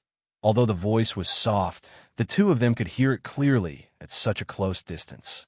Surprised, they couldn't help but look at their surroundings. The two sides of the Netherworld River were empty plains that were like the Gobi Desert. Not a single undulation could be seen, and the Netherworld River below them was at most 100 meters wide. "Ji Yu, you used to cultivate here?" Yu Qianqiu asked suspiciously. Ji Yu was shocked and realized that he had lost his composure. He panicked and suddenly remembered something. He suddenly stood up and shouted at the two of them, "Slow down, slow down. It's very dangerous here." Not only did he slow down, Gray Cloud Xin directly stopped the flying shuttle in the air. He narrowed his eyes and said in a deep voice, "Ji Yu, what's going on?" This area is the isolation zone between the Netherworld and the mysterious Forbidden Area. Don't think that it's peaceful here. In fact, it's full of danger. The invisible and mysterious power that can tear everything apart can appear in the air at any time. It's very powerful. Even the immortal Emperor of the immortal world and the Netherworld Emperor of the Netherworld don't dare to trespass here. Ji Yu pointed at the Netherworld River in front and below. In this isolation zone, whether it's on land or in the water, even underground, there are no living creatures. It's because they can't survive the invisible and mysterious power. Yu Qianqiu and Gray Cloud Xin looked at each other. No wonder no one dared to trespass the forbidden area of the Netherworld. It was because of this reason. However, the two of them had suspicions in their eyes. Yu Qianqiu touched his chin and sneered. "Ji Yu, do you think the two of us are fools or idiots? Since no living creatures can survive here, why were you able to cultivate here in the past? You should be punished." Gray Cloud Xin stared at Ji Yu and shouted coldly, "Looks like we can't let him live anymore. Otherwise, who knows what traps are waiting for us ahead? After all, we're not familiar with this place at all." Yu Qianqiu frowned and looked at Ji Yu, but he didn't object. Ji Yu looked at the two of them and smiled bitterly. "I won't hide it from you now. Actually, you've misunderstood. This isn't the place where I cultivated in the past." As he said that, he raised his hand and pointed ahead along the Netherworld River. He sighed. "Follow this Netherworld River straight ahead. With Elder Song's flying speed, it won't take more than a day for you to see a waterfall that flows down from a tall mountain. I came down from that waterfall back then. As long as we cross that tall mountain, we'll reach the legendary forbidden area of the Netherworld. And I am from the so-called mysterious forbidden area of the Netherworld." Yu Qianqiu and Sangyan Xin were stunned. Both of them had suspected that this fellow was hiding some sort of secret, but none of them had imagined that this fellow's origins would be so strange. He was actually from the mysterious Netherworld forbidden area, and it was too inconceivable. Gray Cloud Xion's throat moved, and he said with some difficulty in a threatening tone, "You're not lying to us, are you? There's no need. I want to go back alive, so there's no need to lie to you." There was a trace of nostalgia hidden in Jiu Yu's lonely expression. He looked ahead and sighed faintly. "More than 1,000,000 years ago, I was born in a lake there. I was ignorant and carefree. Only after 500,000 years did my spiritual wisdom appear. Another 500,000 years later, I was lucky enough to find the way of cultivation. It only took me 50,000 years to cultivate to the early stage of Underworld Lord. Just when I broke through to the early stage of Netherworld Venerable, which was 150,000 years ago, I was suddenly possessed and wanted to see the outside world. Therefore, I followed the small river that connected the lake and finally stood on the waterfall. I hesitated for a long time, but in the end, I couldn't help but go with the flow. In the end, I came to the so-called Netherworld River. Who knew that the outside world was extremely dangerous? It was the first time I met the water tribe in the Netherworld River. They wanted to take my life because of a disagreement. I was so scared that I fled in a panic. I ran far away before I got out of danger.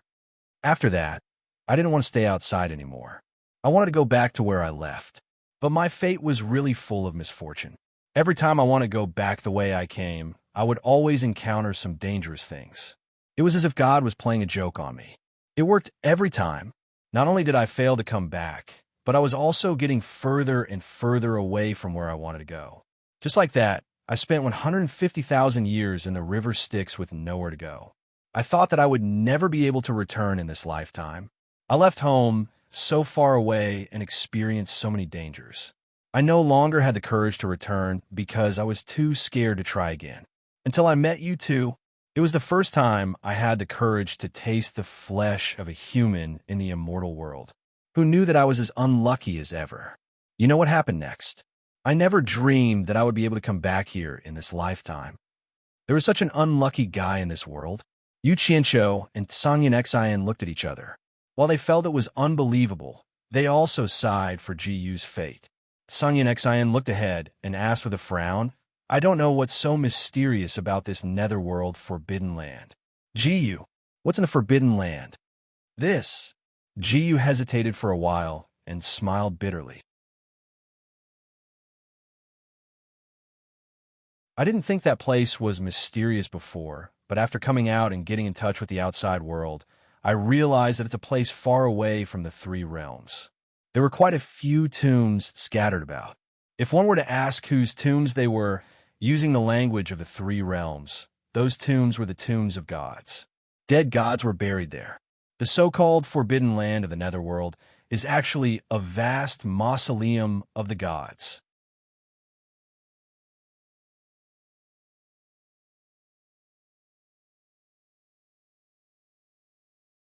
Chapter 1057. The Tomb of the God of Sin. Yu Qianqiu and Sanyan Xian exclaimed in unison. Their eyes were wide open, and they almost spat out their tongues.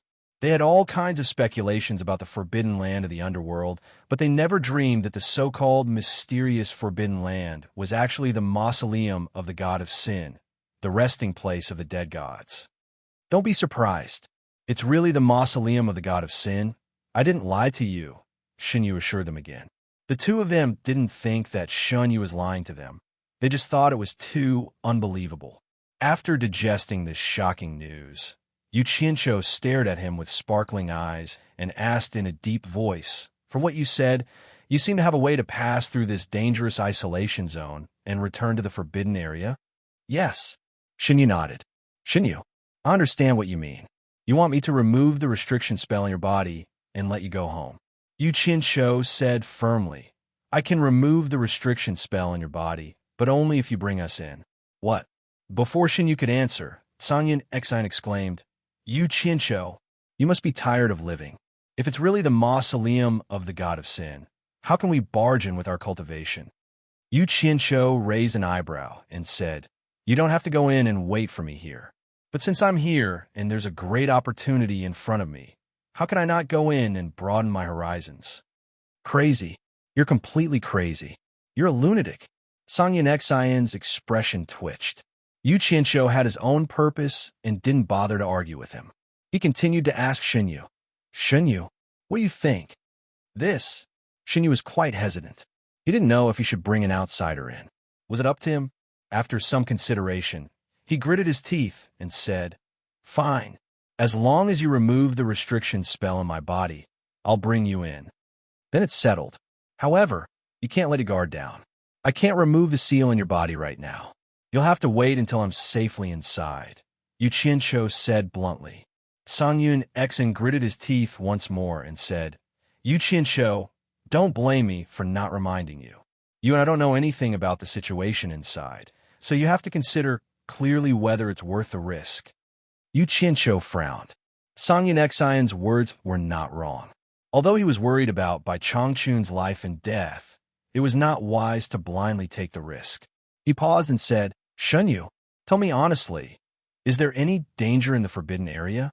If you dare to lie to me, you'll have to bear the consequences. I'm not a soft-hearted person. Think carefully before you speak."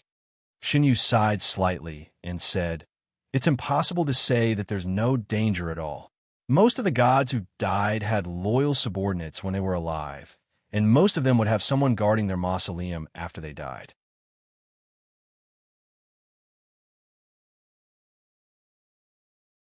They guarded the mausoleum of the gods they were loyal to and generally did not care about others. As long as we know our place and do not trespass into the area they were guarding, nothing will happen. So that's how it is." Yu Qinsho nodded slightly and looked around before asking, "You said that Jintai and Bai Qi did not dare to trespass this isolation zone with their cultivation, but you, a mere underworld supremacy, can come and go as you please. Is there a secret passage here?" "There's no secret passage." Zhu Yu pondered and shook his head. "Actually, I don't know the reason either. Others would be crushed to pieces by that mysterious power here, but when I encounter that mysterious power, it always turns from majestic to gentle, like a gentle breeze brushing past me. I still can't figure out why. Perhaps it has something to do with the fact that I was born inside and the people inside. There is such a strange thing." The two people beside him looked at each other and looked at Shun Yu suspiciously, as if they wanted to see something different about him. However, they were not that observant. After a moment of silence, Yu Qinsho waved at Shun Yu and said, "Bring me in." "Wait!" Song Yun-Xian shouted and stared at Yu Qinsho. He snorted and said, "Once you remove the restriction on him inside, you will no longer be able to restrain him. Even if there's no danger inside, have you thought about how you're going to pass through this isolation zone when you come back? I'm afraid you'll never be able to come back."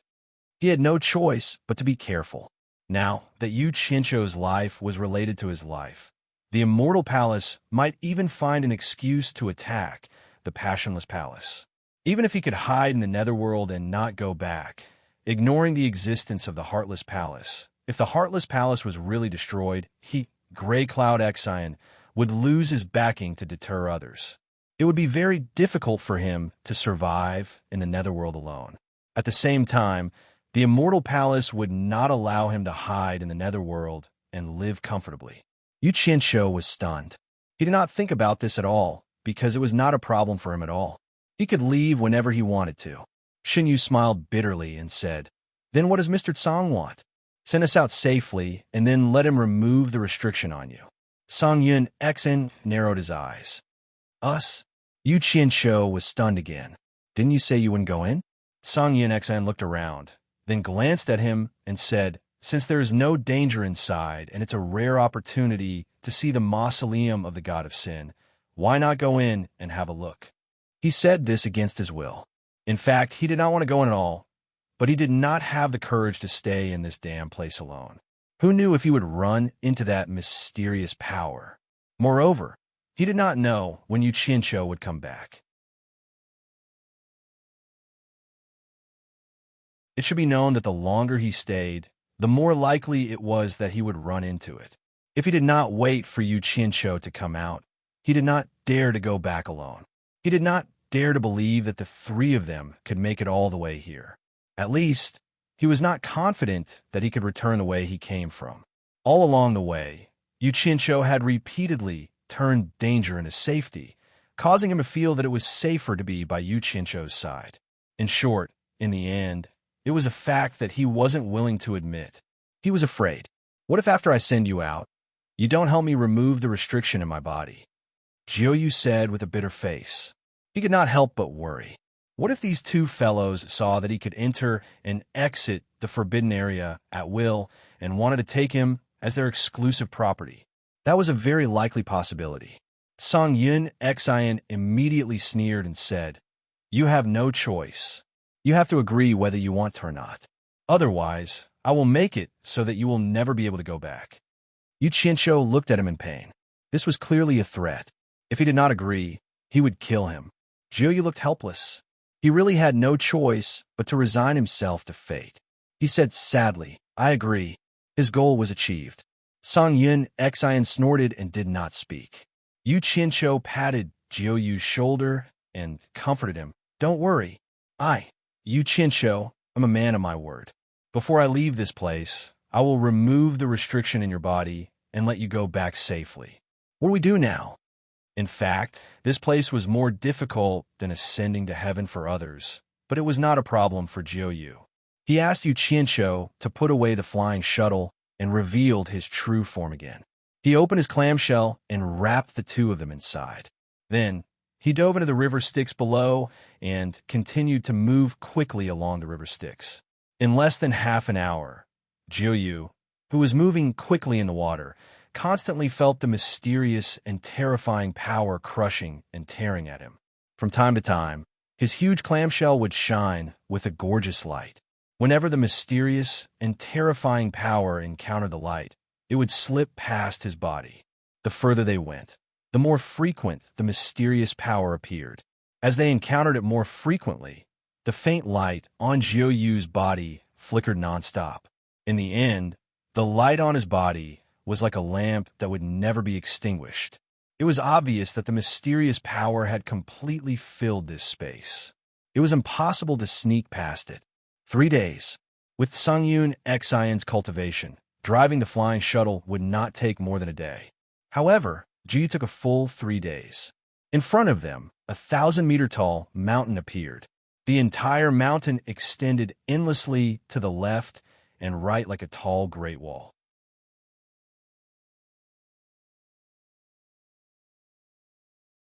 The mountain faced the river Styx, and there was a huge waterfall that looked like the Milky Way falling from the 9 heavens.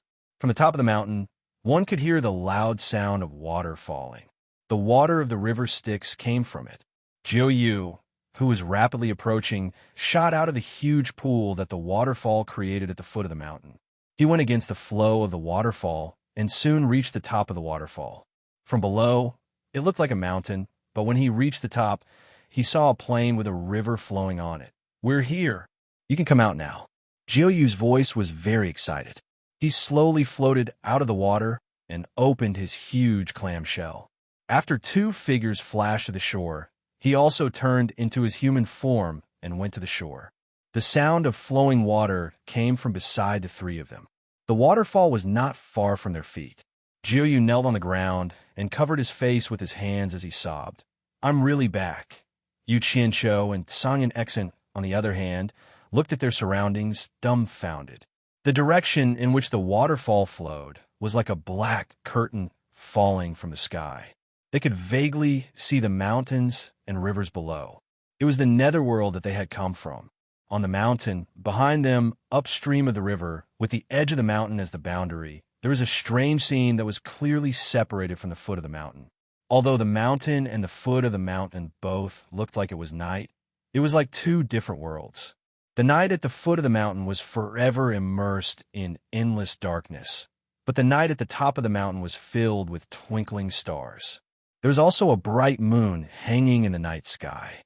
The white moonlight shone on the ground like mercury, allowing everything to be seen clearly. Yu Qianqiu and Song Yun Xian's mouths were wide open as they looked up at the bright moon in the sky. This moon was not like the moon that they had seen in the mortal world or the immortal world. It was dozens or even hundreds of times bigger than the moon they had seen before. The huge moon hanging in the sky was terrifying.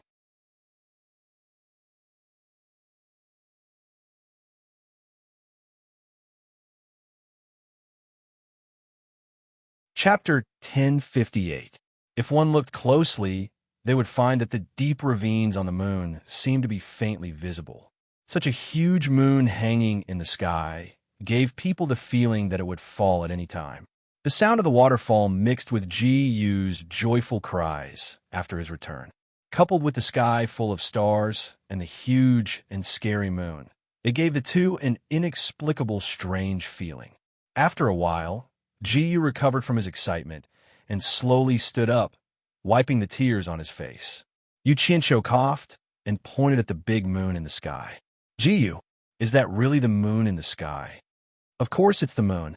Jiyu looked up at the moon and sighed. 150,000 years ago, after I left the mountain, I couldn't get used to not seeing the moon in the sky. So when I first met the water tribe of the river Styx, I asked them where the moon was. They thought I was playing with them. So they chased me and tried to kill me. Zhu Qinsho turned around and looked at him as if he was looking at an idiot. Yu Qinsho couldn't help but roll his eyes. There are no sun, moon, and stars in the netherworld, let alone such a big moon. You asked them where the moon was in the sky. It would be strange if they didn't think you were playing with them. You deserve to be killed. That's right. Jiyu sighed. But I've never left this place before, so how would I know there's no moon in the netherworld? Now that I think about it, maybe I ended up like this because I asked about the moon. Otherwise, I would have come back long ago. The corner of Yu Qinsho's mouth twitched. He seemed to vaguely remember a saying in his previous life. It's all the moon's fault. It couldn't be more suitable to be used on this unlucky guy. He patted his shoulder and comforted him. You can't blame yourself for this. It's all the moon's fault. Let bygones be bygones. Now that you're finally back, just treat it as going out to see the world. If you hadn't wandered outside for 150,000 years, how would you know there's no moon in the netherworld? Zhu Qinsho couldn't help but scoff. He had never seen anyone comforting someone like this. It was no different from provoking someone. Sure enough, Shun Yu's expression twitched as he said, if it takes 150,000 years just to find out if the netherworld has a moon, then I'd rather not know if the netherworld has a moon. If I could cultivate here peacefully for 150,000 years, I might have broken through to the Underworld Emperor period. Damn it, then you can slowly regret it. What does it have to do with me? Yu Qinsho had a feeling that his good intentions had been treated as malicious intent. He pointed to the depths of the plain and asked in annoyance, where should we go next? Jiyu looked at the flowing river and murmured, I naturally want to go to where I came from, which is the source of this river. Yu Qinsho looked at the waterfall under his feet. His eyes lit up as he said, in other words, you live at the source of the river Styx? Gray Cloud Xian looked at Shinyu curiously. You can say that. Jiyu looked at the two and asked, are you going to my place? It's my honor to have the opportunity to see the source of the river Styx that nurtured the entire river Styx water tribe. How long will it take to get to your place? Yu Qinsho asked. I came down along this river in less than a month. Jiyu looked at Gray Cloud Xian and said, with sinecure song speed, it shouldn't take more than 10 days. 10 days? Yu Qinsho thought for a while and shook his head. That's too long. I came here to look for someone. If I can't find him, I have to hurry back to the celestial world to attend the celestial emperor's wedding. Look for someone. Gray Cloud Xian and Shun Yu were speechless. Gray Cloud Xian sneered and said, Yu Qinsho, are you kidding me? You came here to look for someone? Don't tell me you have an acquaintance here. Yu Qinsho said after some thought, I heard that there was an expert who fought a great battle with the Underworld Emperor. In the end, the expert fled here while being hunted by the Underworld Emperor. I am here to find him.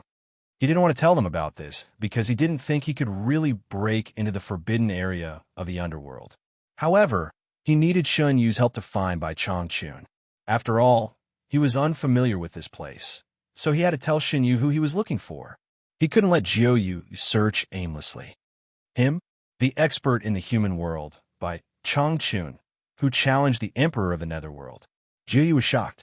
Gray Cloud Xian was also suspicious and said, Why are you looking for him? There is naturally a reason why I'm looking for him. As for why I'm looking for him, once we find him, you will naturally know. Yu Qinsho waved his hand. It was certainly not convenient to tell these two the truth. Gray Cloud Xian sneered. I've long suspected that there's something wrong with your collection. You really have other intentions. I've accompanied you all the way here in vain. Old song. It's not nice of you to say that. If you hadn't followed me all the way here, would you have had the chance to come to the forbidden area of the underworld? Many people want to come here, but don't have the luck. Yu Qinsho pointed to the big moon in the sky and said, If you hadn't followed me all the way here, would you have had the chance to come to the forbidden area of the underworld to see such a big moon? Even Immortal Emperor Jin Tai and Emperor of the Netherworld Bai Qi have not seen something like this. How many people can you find in the three realms? I'm afraid there isn't anyone except the three of us here. So you should thank me for bringing you here to feast your eyes. Nonsense. Gray Cloud Xian flicked his sleeve and turned his head away. He sneered. Jiu is unlucky because he didn't see the big moon when he left here. I hope you and I won't be unlucky because we came here and saw the big moon. Don't worry. Long live I won't be unlucky. The one who will be unlucky is you. Yu Qianshou retorted. Gray Cloud Xian snorted and didn't say anything. After spending so much time together, he knew that this guy had a sharp tongue. He would be in the wrong if they continued arguing, so he didn't say anything. Seeing that the two of them had stopped arguing, Xinyu scratched his head and said that Bai Changchun's cultivation level is not bad, but is still far from Bai Qi and Jin Tai's cultivation level. If even the two of them can't come in, then that Bai Changchun can't come in either. Moreover, I heard that he was severely injured by the Emperor of the Netherworld. If I'm not wrong, that Bai Changchun should have died in the quarantine zone, so there is no need to find him. Bullsh asterisk T. Yu Qianshou shouted angrily. He pointed at Xunyu and said, You better pray that he is alive. Otherwise, you won't be able to live either. Xunyu was startled. He exchanged a look with Gray Cloud Xian. He didn't know why this guy suddenly turned on him. Gray Cloud Xian snorted coldly and said, Don't bother with him. This guy is a complete lunatic. Don't talk nonsense in front of me. Yu Qianshou pointed at his head and said with a ferocious expression, Jiu Yu is dead. You won't be able to leave this place alive. Just stay here and guard the mausoleum for those dead gods. You must have taken the wrong medicine. Gray Cloud Xian's expression turned cold. He said indifferently, You won't be able to get out even if Jiu Yu is dead. I'm warning you, before we leave this place, you better not touch him. Otherwise, I will cut off my way out. Since I can't get out, I will kill you first to avenge my grandson. You could try. Yu Qianshou said sternly. Gray Cloud Xian immediately retorted, Then you could try. Let's see if I dare to kill you or not. The two of them were at each other's throats again. Jiu Yu stood there with a bitter expression. In short, he was the unluckiest one. Even if Gray Cloud Xian killed Yu Qianshou, he would also be unlucky. He sighed and said, Then try your best to find him. If you really can't find him, there's nothing I can do. This finally made Yu Qianshou feel better. He snorted coldly and said, This is such a big place. Where do we start? How are we going to find him? I don't know which direction Bai Changchun came from. Anyway, he has to jump over this cliff. Let's search along this cliff and ask someone along the way. Jiu Yu said helplessly. Yu Qianshou looked around and asked suspiciously, Who should we ask? The dead in the mausoleum definitely can't speak. Of course, we'll look for the living guarding the mausoleum. Xinyu looked ahead and said, I remember there are 2 adjacent mausoleums less than half a day from here. I know the people guarding the mausoleum, but I don't know if Grandma Yin is still there. After all, 150,000 years have passed. All right. Yu Qianshou casually took out his flying artifact, and the 3 of them flashed on it. Then, Yu Qianshou coughed and said, Old song, your cultivation is higher, so you should control it. That way, we can save some time. He had just fallen out with the other party, and now he immediately asked for help. He really had to put down his pride. People with thin skin would not be able to do that. Fortunately, Gray Cloud Xian did not want to waste time when the situation was unclear. He snorted coldly and looked at Yu Qianshou with disdain. In the end, he still took over. Following the direction that Xinyu pointed, the flying shuttle flew quickly. It took less than half a day for Xinyu, and even less time for Gray Cloud Xian. In less than 4 hours, a mountain range began to appear under the silver moonlight. Under Xinyu's guidance, Gray Cloud Xian slowed down and slowly flew toward a mountain that looked like the head of a monster. When they got closer, they could see that what looked like the eyes of 2 monsters were actually 2 bulging tombs. The 2 tombs were made of unknown dark red crystals, and they did not reflect light at all under the moonlight. Each of them was about 100 square meters and they were less than 10 meters tall. And at the head of the monster mountain, there was a small single-family manor built with local materials and stones. Yu Qianqiu and Gray Cloud Xin looked at each other anxiously. After putting away the flying shuttle, Shun Yu flew to the front and said loudly, "Is Grandma in here? Xiaosu is here to see you." In the silence, there was suddenly an "no" in the silent stone manor. I was wondering who it was. It's Xiaosu. You haven't been here for many years. I thought you had forgotten about me.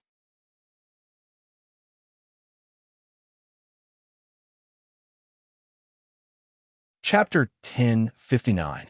It was an old woman's voice, calm and indifferent. Soon after, a gray-clothed old woman slowly walked out of the house. Her snow-white hair was tied up behind her head, and her face was covered in wrinkles. However, she was very spirited. She walked into the small courtyard with her back straight. She curiously looked at Yu Qianqiu and Songyun Xian, who were in the air. This old woman's cultivation is very high. I can't see through her cultivation. Songyun Xian secretly transmitted his voice to Yu Qianqiu. He could tell that she was nervous. Nonsense. She came down from the divine world to guard the tomb. It would be strange if her cultivation was low. Yu Qianqiu replied secretly. Both of them could tell that this woman was not a meditation cultivator. Under Shun Yu's guidance, the three of them landed outside the courtyard. They didn't land directly inside as a sign of respect. Once the three of them walked into the courtyard, Shun Yu quickly stepped forward and bowed. Xiaosu greets Granny Yin. Yu Qianqiu followed suit and bowed. Yu Qianqiu greets Granny Yin. He was a polite person. He secretly looked at the environment of the courtyard and realized that it was too simple. He guessed that a person with such a state of mind wouldn't be a bad person, so he relaxed a lot. Songyun Xian's mouth twitched. He glanced at Yu Qianqiu. It didn't seem right for him to stand there alone. Hence, he followed suit and bowed. Songyun Xian greets Granny Yin. Granny Yin glanced at the two of them and didn't pay much attention to them. She looked at Shun Yu and sighed. Time flies. I don't know how long it has been since I lived here alone. Xiaosu, we haven't seen each other for at least 100,000 years, right? Why did you bring two strangers with you today? Why are you looking for me? Let me make this clear. Even if we are old acquaintances, I won't go out to do anything for you. You should know this. Shun Yu smiled bitterly. I remember Granny's words. You once said that the other tomb guard who lived with you in the past had divined for you. He told you not to go out and get involved with any karma. Otherwise, the tomb will be destroyed and you will die. As long as you remember. At this moment, a smile appeared on Granny Yan's face. She looked at Shun Yu again and said with a smile, You haven't made any progress in your cultivation after so many years. Looks like you've been slacking off. But it's good too. You'll be more at ease with a lower cultivation, and you won't cause any trouble for yourself. The person lying here in eternal sleep is a good example. Shun Yu did not know whether to laugh or cry. It's not that I'm slacking off, it's just that I haven't had the chance to cultivate all these years. I've been running for my life, so my cultivation hasn't improved much. Yu Qianqiu and Songyun Xian stood behind him without saying a word. In fact, there was no room for them to interrupt. Escape? Grandma Yin was slightly taken aback and asked in astonishment, What did you do? Most of the people who are willing to guard the tomb here are people who have gotten rid of all distracting thoughts. Very few people would have the thought of fighting and killing again. Could it be that you have committed a great taboo and touched someone's tomb? Xiaoyu doesn't even know about this taboo. It's really a long story. Shun Yu shook his head and said with a bitter smile, I couldn't help but run out along that river because of a moment of impulse. As a result, I've caused many disasters and haven't found a chance to return. In fact, I've just returned from outside. You can actually pass through the heavenly barrier? How is that possible? Granny Yin let out a breath of cold air. Then, as if it had nothing to do with her, she regained her calmness. However, she seemed to have thought of something and tried to ask, Xiaosu, since you've been outside, have you heard of a girl called Taishu Xian? A girl called Taishu Xian? Shun Yu was stunned. After thinking for a while, he shook his head and said, I've never heard of her. Who is she? Yu Qianqiu, who was at the side, also thought about it. He had heard of the ancestor of all demons, Taishu Zheng, but he was a man. As for Taishu Xian's woman, he had never heard of it. As he thought about it, he tilted his head to look at Song Yun Xin. Coincidentally, Song Yun Xin also looked at him with a questioning look. Both of them immediately understood that no one had heard of her. She's the girl who lived with me and guarded the tomb together. Forget it. Since you don't know, forget it. Grandma Yin waved her hand and glanced at the other two. Xiaoyu, why did you bring two strangers to me? Xinyu was afraid of causing a misunderstanding, so he immediately cupped his hands and said, They are my friends. We're looking for someone, and we're here to ask Grandma about this person. Then you found the wrong person. Grandma Yin shook her head and said, I rarely leave this mountain and almost never go out. I've cut off any contact with the outside world. How would I know the person you're looking for? As soon as she said that, Yu Qianshou's face darkened slightly. Xinyu glanced at him and asked with a last glimmer of hope. The person we're looking for also broke in from the outside. It shouldn't have been too long since he broke in. With Grandma's cultivation, you should be able to sense if someone passed by here. Could it be? I'll naturally tell you if I know. Grandma Yin raised her hand and interrupted him. I haven't spoken so much for a long time. I'm not used to it. She suddenly paused and frowned. The person who broke in from the outside not long ago. She seemed to have thought of something. Yu Qianshou immediately became excited, but Gray Cloud Xin secretly transmitted a voice message to stop him. Yu Qianshou, don't interrupt. Grandma Yan's cultivation is unfathomable, and she doesn't seem to be interested in us. Don't annoy her. Let Xinyu take his time. There's no hurry. Yu Qianshou thought about it and held back. That's right, Xinyu said excitedly. Grandma, do you remember? It's been a long time since I've thought about things. My brain isn't working well. However, Xiaoyu reminded me of something. Grandma Yin pondered and said slowly, Not long ago, Old Man Meng, who was guarding the tomb in the south, suddenly came to me angrily and asked me if I'd seen an old man in a green robe. I asked him what was going on, and he said that he met an old man in a green robe not long ago. The old man passed by and asked him where this place was. After he told the old man the truth, who knew that the old man would bite the hand that fed him and set his eyes on his master's tomb. He said that he wanted to see how the god buried in the tomb was different from ordinary people. As a result, he angered Old Man Meng, and the two of them fought. The old man was only at the intermediate immortal emperor stage, while Old Man Meng was at the early minor god stage. Of course, the old man was no match for Old Man Meng, but he was quite good at escaping. Under Old Man Meng's pursuit, the old man managed to escape into the barrier of heavens. Yu Qianshou's heart was pounding when he heard this. He thought that it must be that old man. Other than Old Man Bai, who else would dare to dig up the god's tomb to see what the dead god looked like? In addition to the green robe and the ability to escape, it must be Old Man Bai. He's still alive. I told you that he wouldn't die so easily. Yu Qianshou was excited. Song Yunxin had also heard of the appearance of the person who challenged the emperor of the underworld. It was an old man in a green robe. Now that he heard Granny Yan's words, he could roughly guess that it was the Bai Chongqun that Yu Qianshou was looking for. He didn't expect that the guy who had been seriously injured by the emperor of the underworld was still alive, and he was as arrogant as ever. He even wanted to dig up the tomb of the god of sin in front of the tomb keeper whose cultivation was obviously higher than his, knowing that it was the tomb of the god of sin. Wasn't he looking for a fight? Madman. That guy was definitely a complete madman. Of course, Xinyu had also heard of the Bai Chongqun who caused a stir in the netherworld.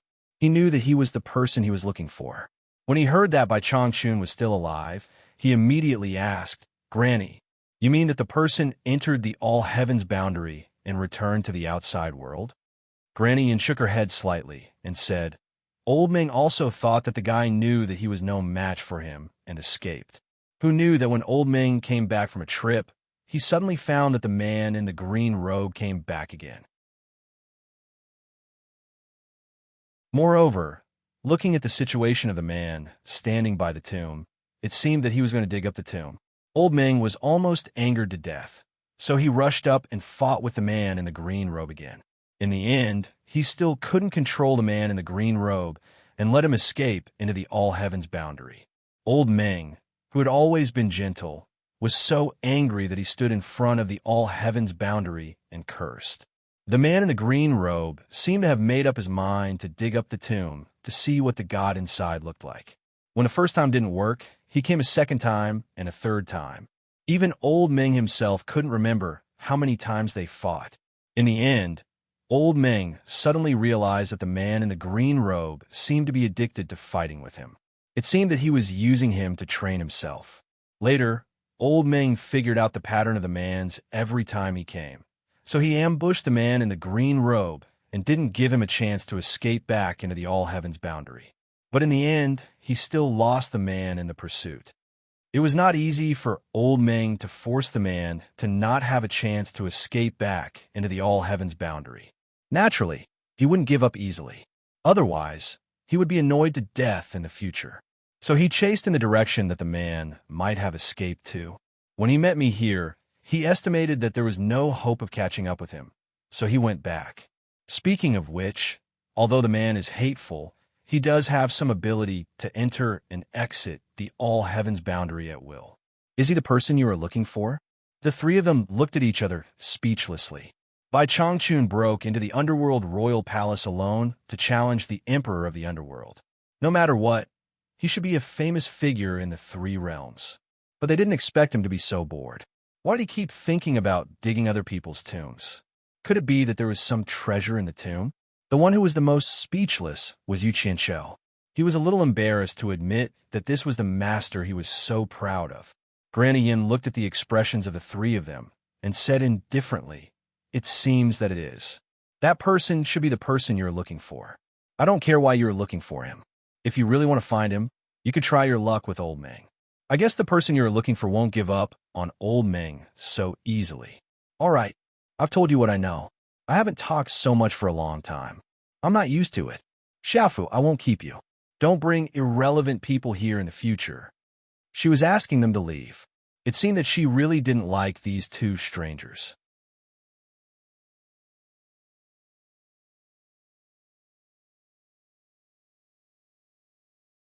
Chapter 1060. Since he had spoken so straightforwardly, the three of them naturally didn't want to stay and ask any more questions.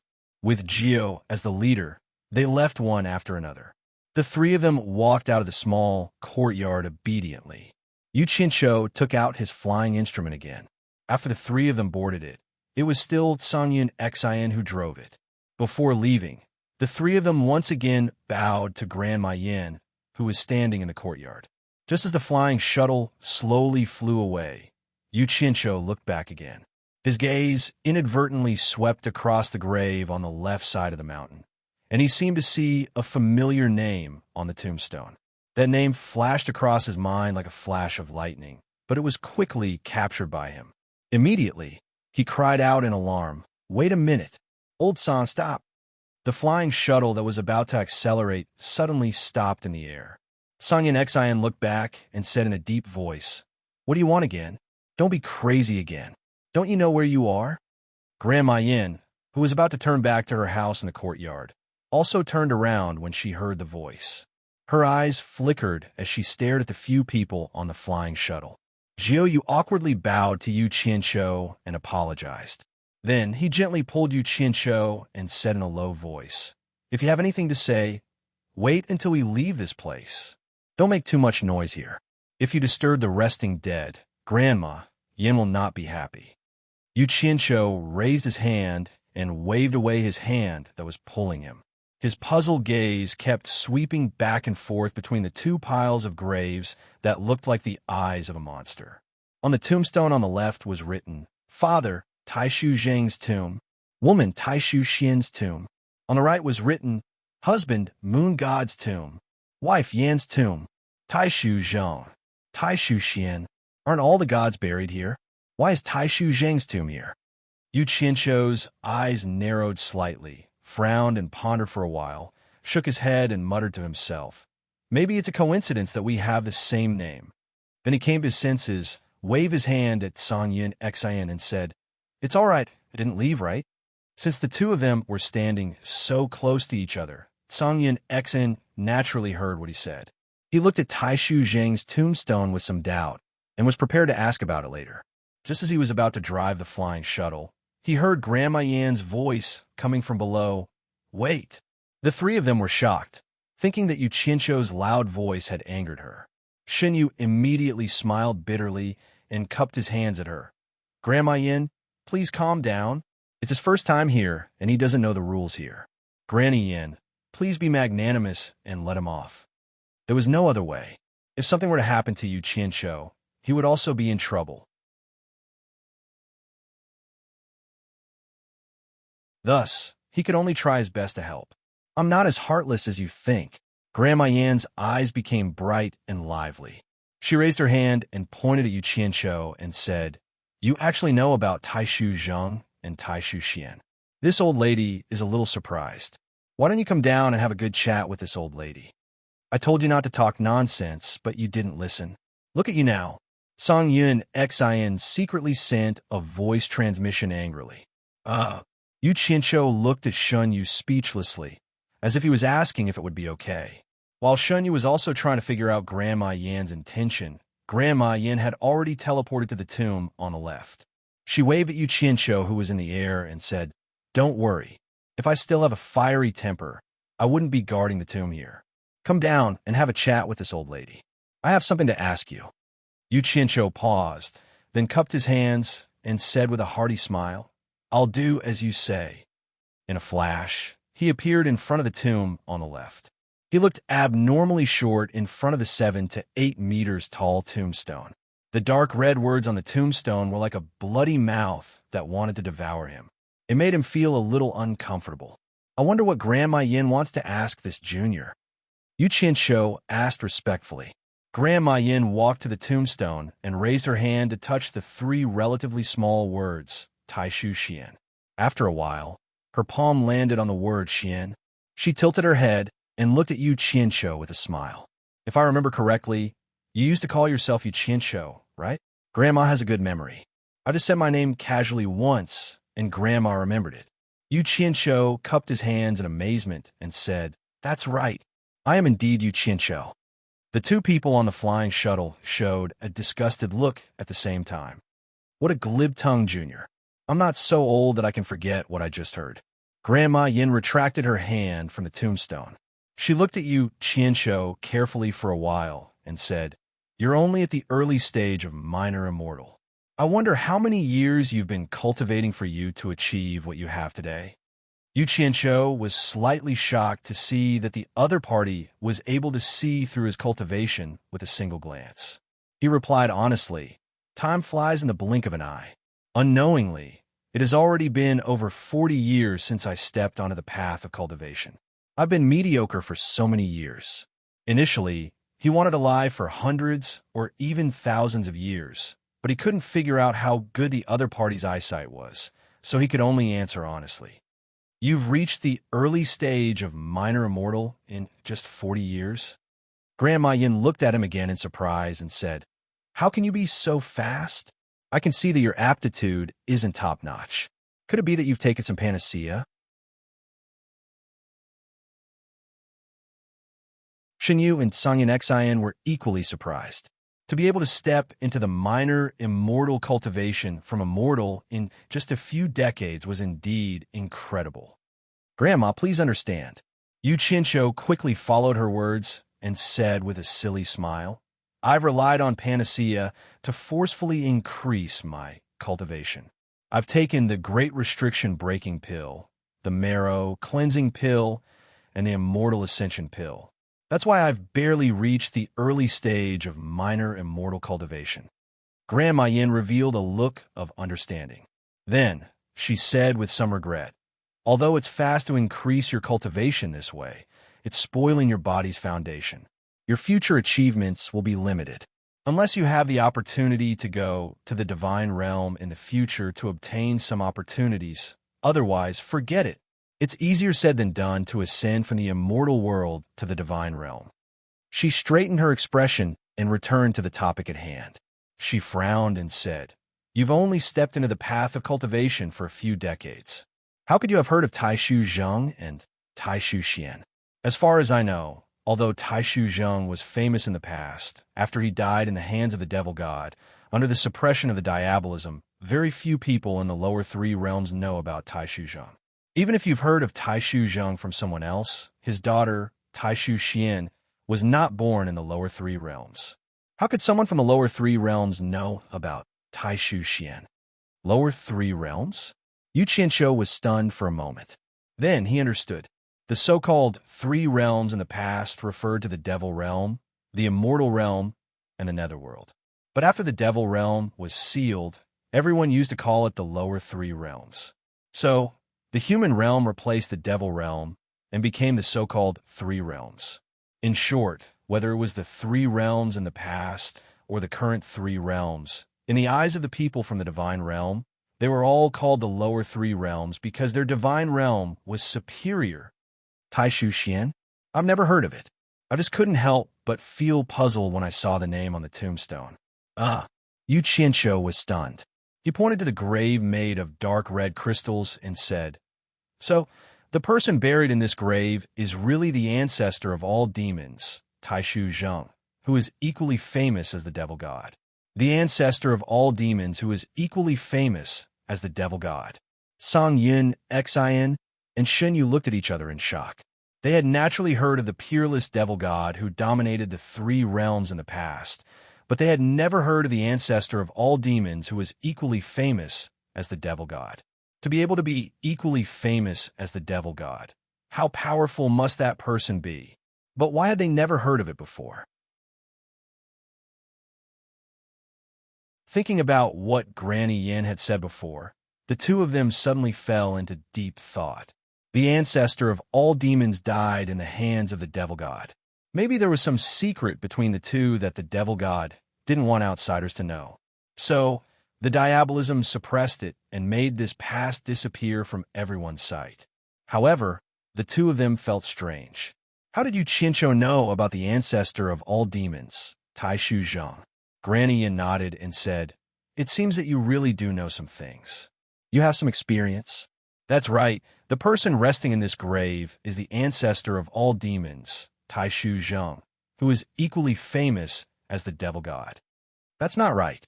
Yu Qianshou scratched his head and said, "I heard that the ancestor of all demons didn't become a god when he died in the hands of the devil god. But why is his corpse buried here? Isn't this the place where gods are buried?" This matter involves the realm of gods, and the process is extremely complicated.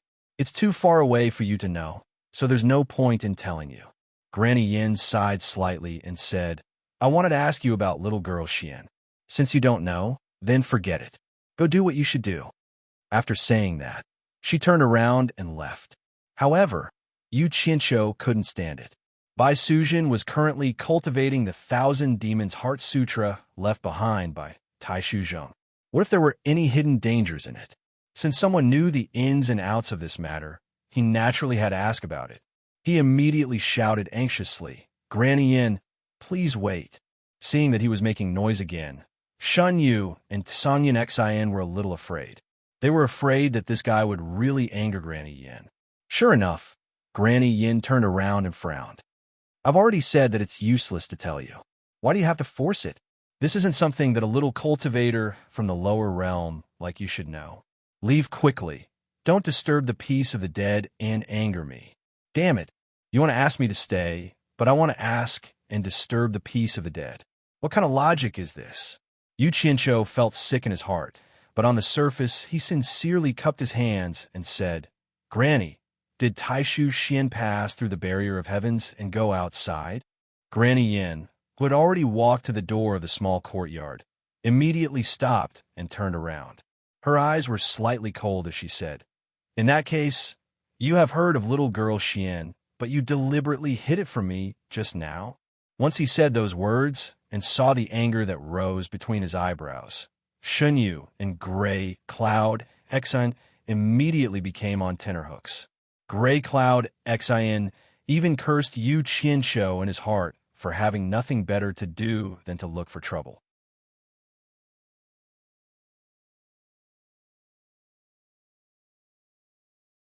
Chapter 1061.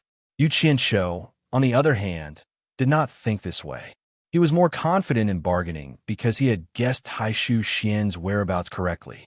He cupped his fists respectfully and said, Junior has always yearned for those legendary seniors. Therefore, every time I hear about their deeds, if I don't ask them about it, I will feel as if I'm sitting on pins and needles. Because of this, I heard some things about the ancestor of all demons, Taishu Zheng, and was able to talk to Grandma face to face. If Granny is willing to tell me the details, I will immediately use all the forces in the 3 realms to track down the whereabouts of Taishu Xian. You're just a lowly pawn in the early stage of small immortal. How dare you ask me to use all the forces in the 3 realms to help me find that person? Humph! How many people can you use with your lowly cultivation? Granny, Yin said as she approached him step by step. She said in a deep voice with a frosty face, How dare you play the game of bargaining in front of me? It seems that I have to teach you a lesson. Yu Qianshou had always been one to achieve his goals. Every time something big happened, he would remain calm. He squinted his eyes and did not show any fear. Instead, he calmed down. Without moving, he cupped his hands and replied calmly, Granny, you are wrong. Although my cultivation is not high, I am afraid that few people in the lower realm can compare to me in terms of connections. Seeing that the other party was still approaching, he raised his bargaining chip again and said, Let's not talk about anything else. I have the decree of the immortal emperor in the immortal world, so I can travel freely in the immortal world. I also have the token of the emperor of the underworld given by the emperor of the underworld, so I can do whatever I want in the underworld. Except for the devil realm, which is sealed and I can't enter, I think it is not difficult to find someone in the lower realm. As long as she is still in the lower realm, I have a way to find her. Then he pointed at Shunyu and continued to raise his bargaining chip. He said confidently, In order to find the person who broke into this place, I can even find Shunyu and enter the barrier of heavens to search. Do you still not believe in my ability to find someone, even with these proofs? As a result, Granny Yin was still unmoved. It seemed that she did not believe his answer at all. In this critical situation, Yu Qianshou immediately shouted, Granny Yin, even a person with a wide network like me has never heard of Taishu Xian in the lower realm. Aren't you worried that something has happened to her? Don't you want me to help you find out about her, even if she is dead or alive? These words were like a spell that immediately froze Grandma, Yin a few steps away from Yu Qianshou. Yu Qianshou secretly heaved a sigh of relief. Song Yun, Xian, and Shunyu, who were extremely nervous, slowly let out a sigh of relief. Although they were fine for the time being, the 2 of them were still very worried. Their eyes stared down without moving.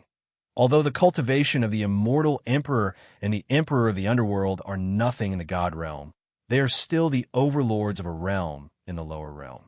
How can they be friends with a minor immortal like you? Granny Yin looked at Shunyu and said, Xiao Yu, tell me honestly, is what he said true or false? Although the cultivation of the immortal emperor and the emperor of the underworld are nothing in the god realm, they are still the overlords of a realm in the lower realm. How can they be friends with a minor immortal like you? Granny Yin looked at Shunyu and said, Xiao Yu, tell me honestly, is what he said true or false? If you dare to help him deceive me, don't blame me for being rude. Even if he is deceiving you, my life is in his hands. Killing him is no different than killing me. I cannot help him. Shunyu smiled bitterly in his heart and replied, Granny, you're worrying too much. In the outside world, his strength in the lower 3 realms is indeed extraordinary. Don't be fooled by his low cultivation level. He's the sect master of the World Chamber of Commerce in the immortal world. This time, the immortal emperor of the immortal realm even sent the chief consecrator of the number 1 sect, Heartless Palace, to protect him. Then, she pointed at Qing Yun Xian and continued, Just before we entered the barrier of heavens, I saw him talking to the emperor of the underworld in the endless horizon with my own eyes. What he said is true. Shunyu could be said to have helped with all his might this time, but he had no other choice in order to save his life. Granny Yin slowly turned her head and looked at Yu Qianshou and said, In that case, can you guarantee that you will help me find little girl Xian? This. Yu Qianqiu pondered for a while, then shook his head and said, I never boast shamelessly. If I can do it, I can do it. If I can't, I won't boast. If Granny says that she will, I can't guarantee that I will definitely help you find her. Since she has not been famous for so many years, I am worried that she might have met with an accident. But as long as she left some clues outside, I'll be able to find out about her. Qing Yun Xin, who was on the flying shuttle, really wanted to despise him. Wasn't he boasting shamelessly?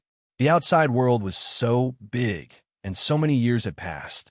Even if the Emperor of the Underworld and the Immortal Emperor joined forces, they might not be able to find out anything about Taishu Xian from some clues. You're amazing. You're more amazing than Jin Tai and Bai Qi combined. Although he thought about it, he naturally wouldn't expose it. After all, it also involved his fate. However, he still quite admired that guy. As long as he was determined, he dared to lie to anyone. He was really audacious. Jiao Yu, who was helping the villain, looked at Yu Qianqiu speechlessly. Little did he know that Yu Qianqiu didn't promise to do everything. Instead, it made Granny Yin believe in his ability. This was Yu Qianqiu's method of loosening the reins only to grasp them better. In short, regardless of whether Granny Yin really believed him or not, the expression on her face finally eased. She asked lightly, How are you going to help me find information about Xianyu? Yu Qianqiu made up his mind. He cupped his hands and said, Of course I have to ask Senior to tell me about her appearance and characteristics. Otherwise, I don't even know what she looks like. How can I send people to find her? And the approximate time she left here. Of course, the more detailed, the better. Granny Yin thought about it seriously. After a while, she slowly said, I really don't remember the specific time since I passed my days here.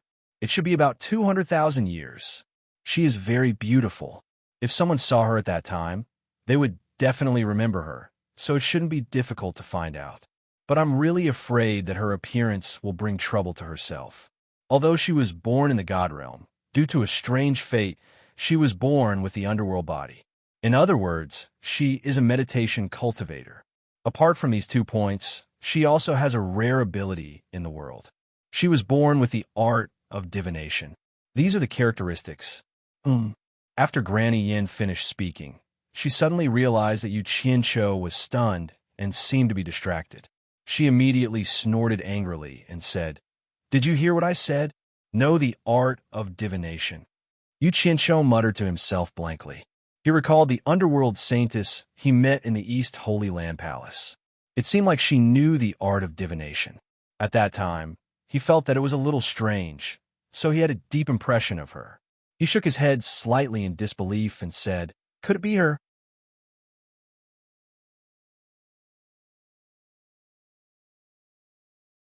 Chapter 1062. As soon as he said this, although his voice was soft, it immediately attracted the attention of the 3 people. They all looked at him in disbelief. Gray Cloud Exon stared blankly for a moment. Then his lips curled into a disdainful smile.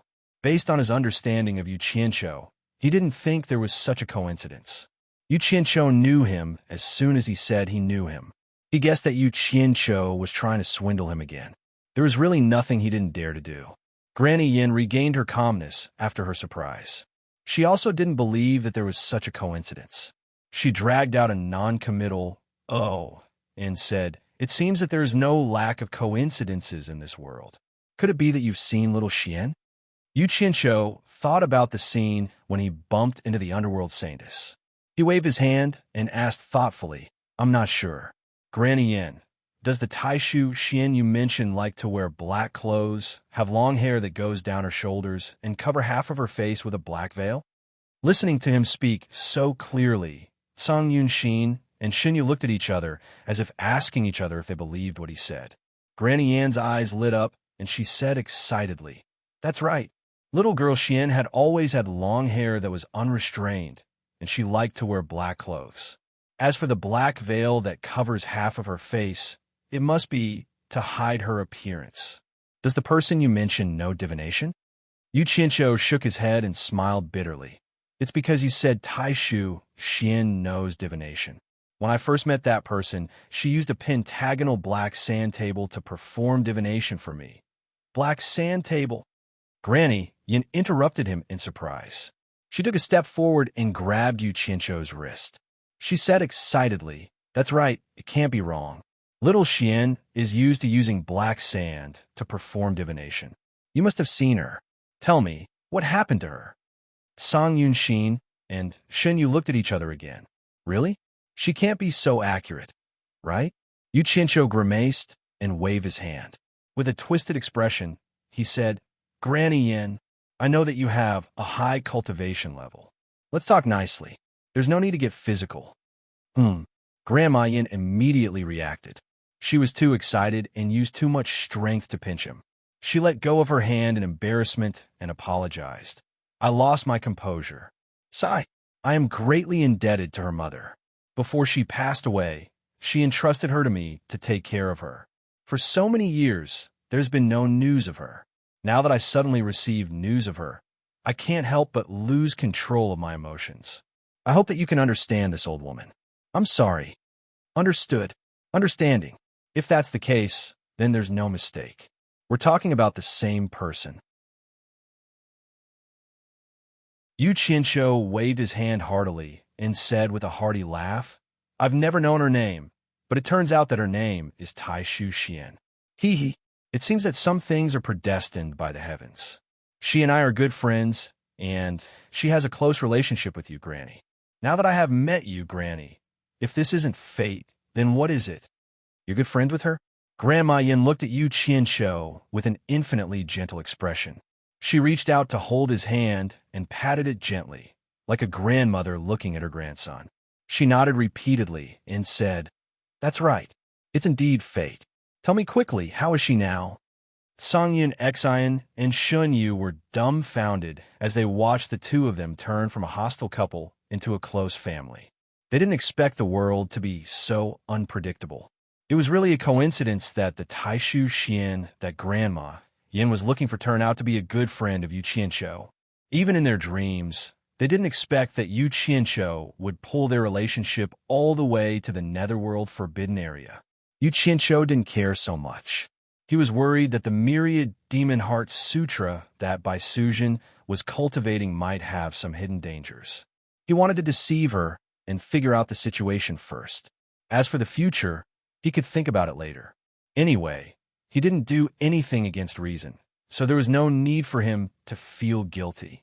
Thus, he patted Grandma Yan's hand intimately and said with a smile, "Granny, you can rest assured. Taishu Xian is living very well now. I'm afraid that no one in the netherworld or immortal world dares to touch her." "Oh, what do you mean?"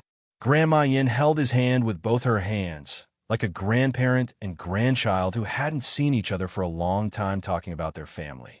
This happy scene was enviable to the onlookers. Yu Qianzhou looked back at the two people on the flying shuttle with a smile and said, "Actually, speaking of this Taishu Xian, although you haven't seen her before, the two of you must have heard of her great name. Her current status in the netherworld can be said to be second only to the Emperor. Can you guess who she is now?" Song Yun Xian and Shin Yu were confused at first. Then, they looked at each other and cried out in unison, "Madame Hei Qi?" Grandma Yin frowned and said, "Madame Hei Qi? Could it be that little Xian has found a man she likes?" Yu Qianzhou's face twitched. He looked at the two disdainfully and said, "Is that all you know? Madame Hei Qi is nothing. She is only the concubine of the Emperor of the Underworld, Bai Qi. Haven't you heard of the Underworld Saintess?" "Underworld Saintess?" Song Yun Xian and Shin Yu cried out in surprise again. The two of them had naturally heard of the Underworld Saintess. However, this person was even more reclusive than the Emperor of the Underworld. She almost lived in seclusion in the Underworld Royal Palace. She was very mysterious. As time went by, unless someone mentioned her, very few people would remember her existence. Compared to Madame Hei Qi, who had millions of soldiers and horses under her control, although the Underworld Saintess had a higher status in the Underworld Royal Palace, Madame Hei Qi seemed to be second only to the Emperor of the Underworld. At this moment, Sang and Xian really wanted to ask you, Qianshou, are you kidding me? You're a close friend of the underworld saintess? However, revealing Madame He Chi's secret was no different from digging a hole for himself. When he thought of the conversation between the Emperor of the Underworld and Yu Qianshou, who actually let everyone go, he couldn't help but let his imagination run wild. That's right. Yu Qianshou turned around and looked at Grandma Yin with a smile. I am now sure that Taishu Xian is the Underworld Saintess conferred by the Underworld Emperor as the Underworld Saintess. She is very safe now. Grandma, you don't have to worry about her safety. That's good. Grandma Yin heaved a sigh of relief. Yu Qianshou was a little puzzled and asked, since Taishu Xian can enter and exit the boundary of heavens, why didn't she come back to see you after more than 200,000 years? Could it be that Grandma had some conflict with her? You got the wrong idea. I brought her up by myself. I treat her as my own granddaughter. The two of us are lonely and depend on each other. How could there be any conflict? Grandma Yin let out a long sigh and recalled with a confused look in her eyes. Speaking of which, it's all my fault. I shouldn't have told her about her background. That year, she suddenly speculated that there would always be a loophole in the boundary of heavens, and the insurmountable boundary of heavens would open a path for a short period of time. The little girl was thinking about avenging her parents and decided to take advantage of this opportunity to escape from the boundary of heavens. She wanted to find a chance to avenge her parents outside. I couldn't persuade her, so I could only let her be. Avenge her parents? Yu Qianshou looked at the towering tombstone beside him with a puzzled look and sighed. I didn't expect Taishu Zheng, the ancestor of all demons, to have a daughter. In that case, Taishu Xian wants to seek revenge on the demon god. Her ambition is commendable. I hope she can kill the demon god as soon as possible. Because of this, he thought of Yin Juexing. Although he had gone to the sealed demonic world, he couldn't let go of the fact that he had the background of the demon god. He was afraid that the bastard would make a comeback at any time. If the Saintess of the Underworld had a way to eliminate the demon god, the pressure on him would be greatly reduced. No matter how powerful Yin Juexing was, he had the courage to fight him. However, the demon god's reputation was too great. Although he had gone to the divine world long ago, his heart-palpitating legend still lingered in the three realms. His influence had lingered for a long time. It was very frightening. Seeking revenge on the demon god? It's easier said than done. Grandma Yan's pupil shrank. She seemed to have thought of something, and her eyes were filled with horror. She shook her head with great difficulty and said, You haven't seen the power of the demon god. It's hard to imagine how terrifying he is. He's so powerful that it makes one's hair stand on end. It's not an exaggeration to say that he's a peerless genius. Perhaps he's even called the peerless genius. The demon god is the #1 expert in the divine world. It's almost impossible for little Xian to avenge her parents. What? Yu Qianshou turned pale with fright when he heard that. Mo Shun is the #1 expert of the deity world. Is he that powerful? He was cursing in his heart. Yin Juexing had actually found such a cunning backer. I don't want to admit how powerful the demon god is, but he's indeed so powerful. I'm someone who has personally experienced it. Grandma Yin raised her hand and pointed to another grave. She smiled bitterly and said, My man died in his hands, and I almost lost my life in his hands. Then he waved his hand and pointed at the boundless land in the distance, sighing, There are close to 10 million experts from the divine world buried in this vast cemetery. In fact, the number of people who were qualified to rest here in the beginning was only a few hundred. However, ever since the demon god came to the divine world, there have been close to 10 million more dead people here. 10 million experts from the divine world died by his hand alone. No one could stop him in the divine world.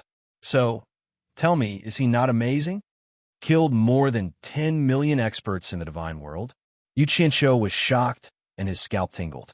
He knew that the demon god was powerful, but he didn't expect him to be so arrogant in the divine world. There was actually such a fierce person in the world. But then he felt that something was wrong. He scratched his head with a trace of doubt and said, Are there so many gods in the divine world? Just the number of people who died is almost 10 million. then the gods in the divine world are too worthless. This is just a misunderstanding. The divine world has been multiplying for countless years, and there are already trillions of living creatures. Because of the incomparable cultivation resources in the lower realm, there are also many experts of the divine level. But it's not so easy to obtain the position of God and be conferred as a real god.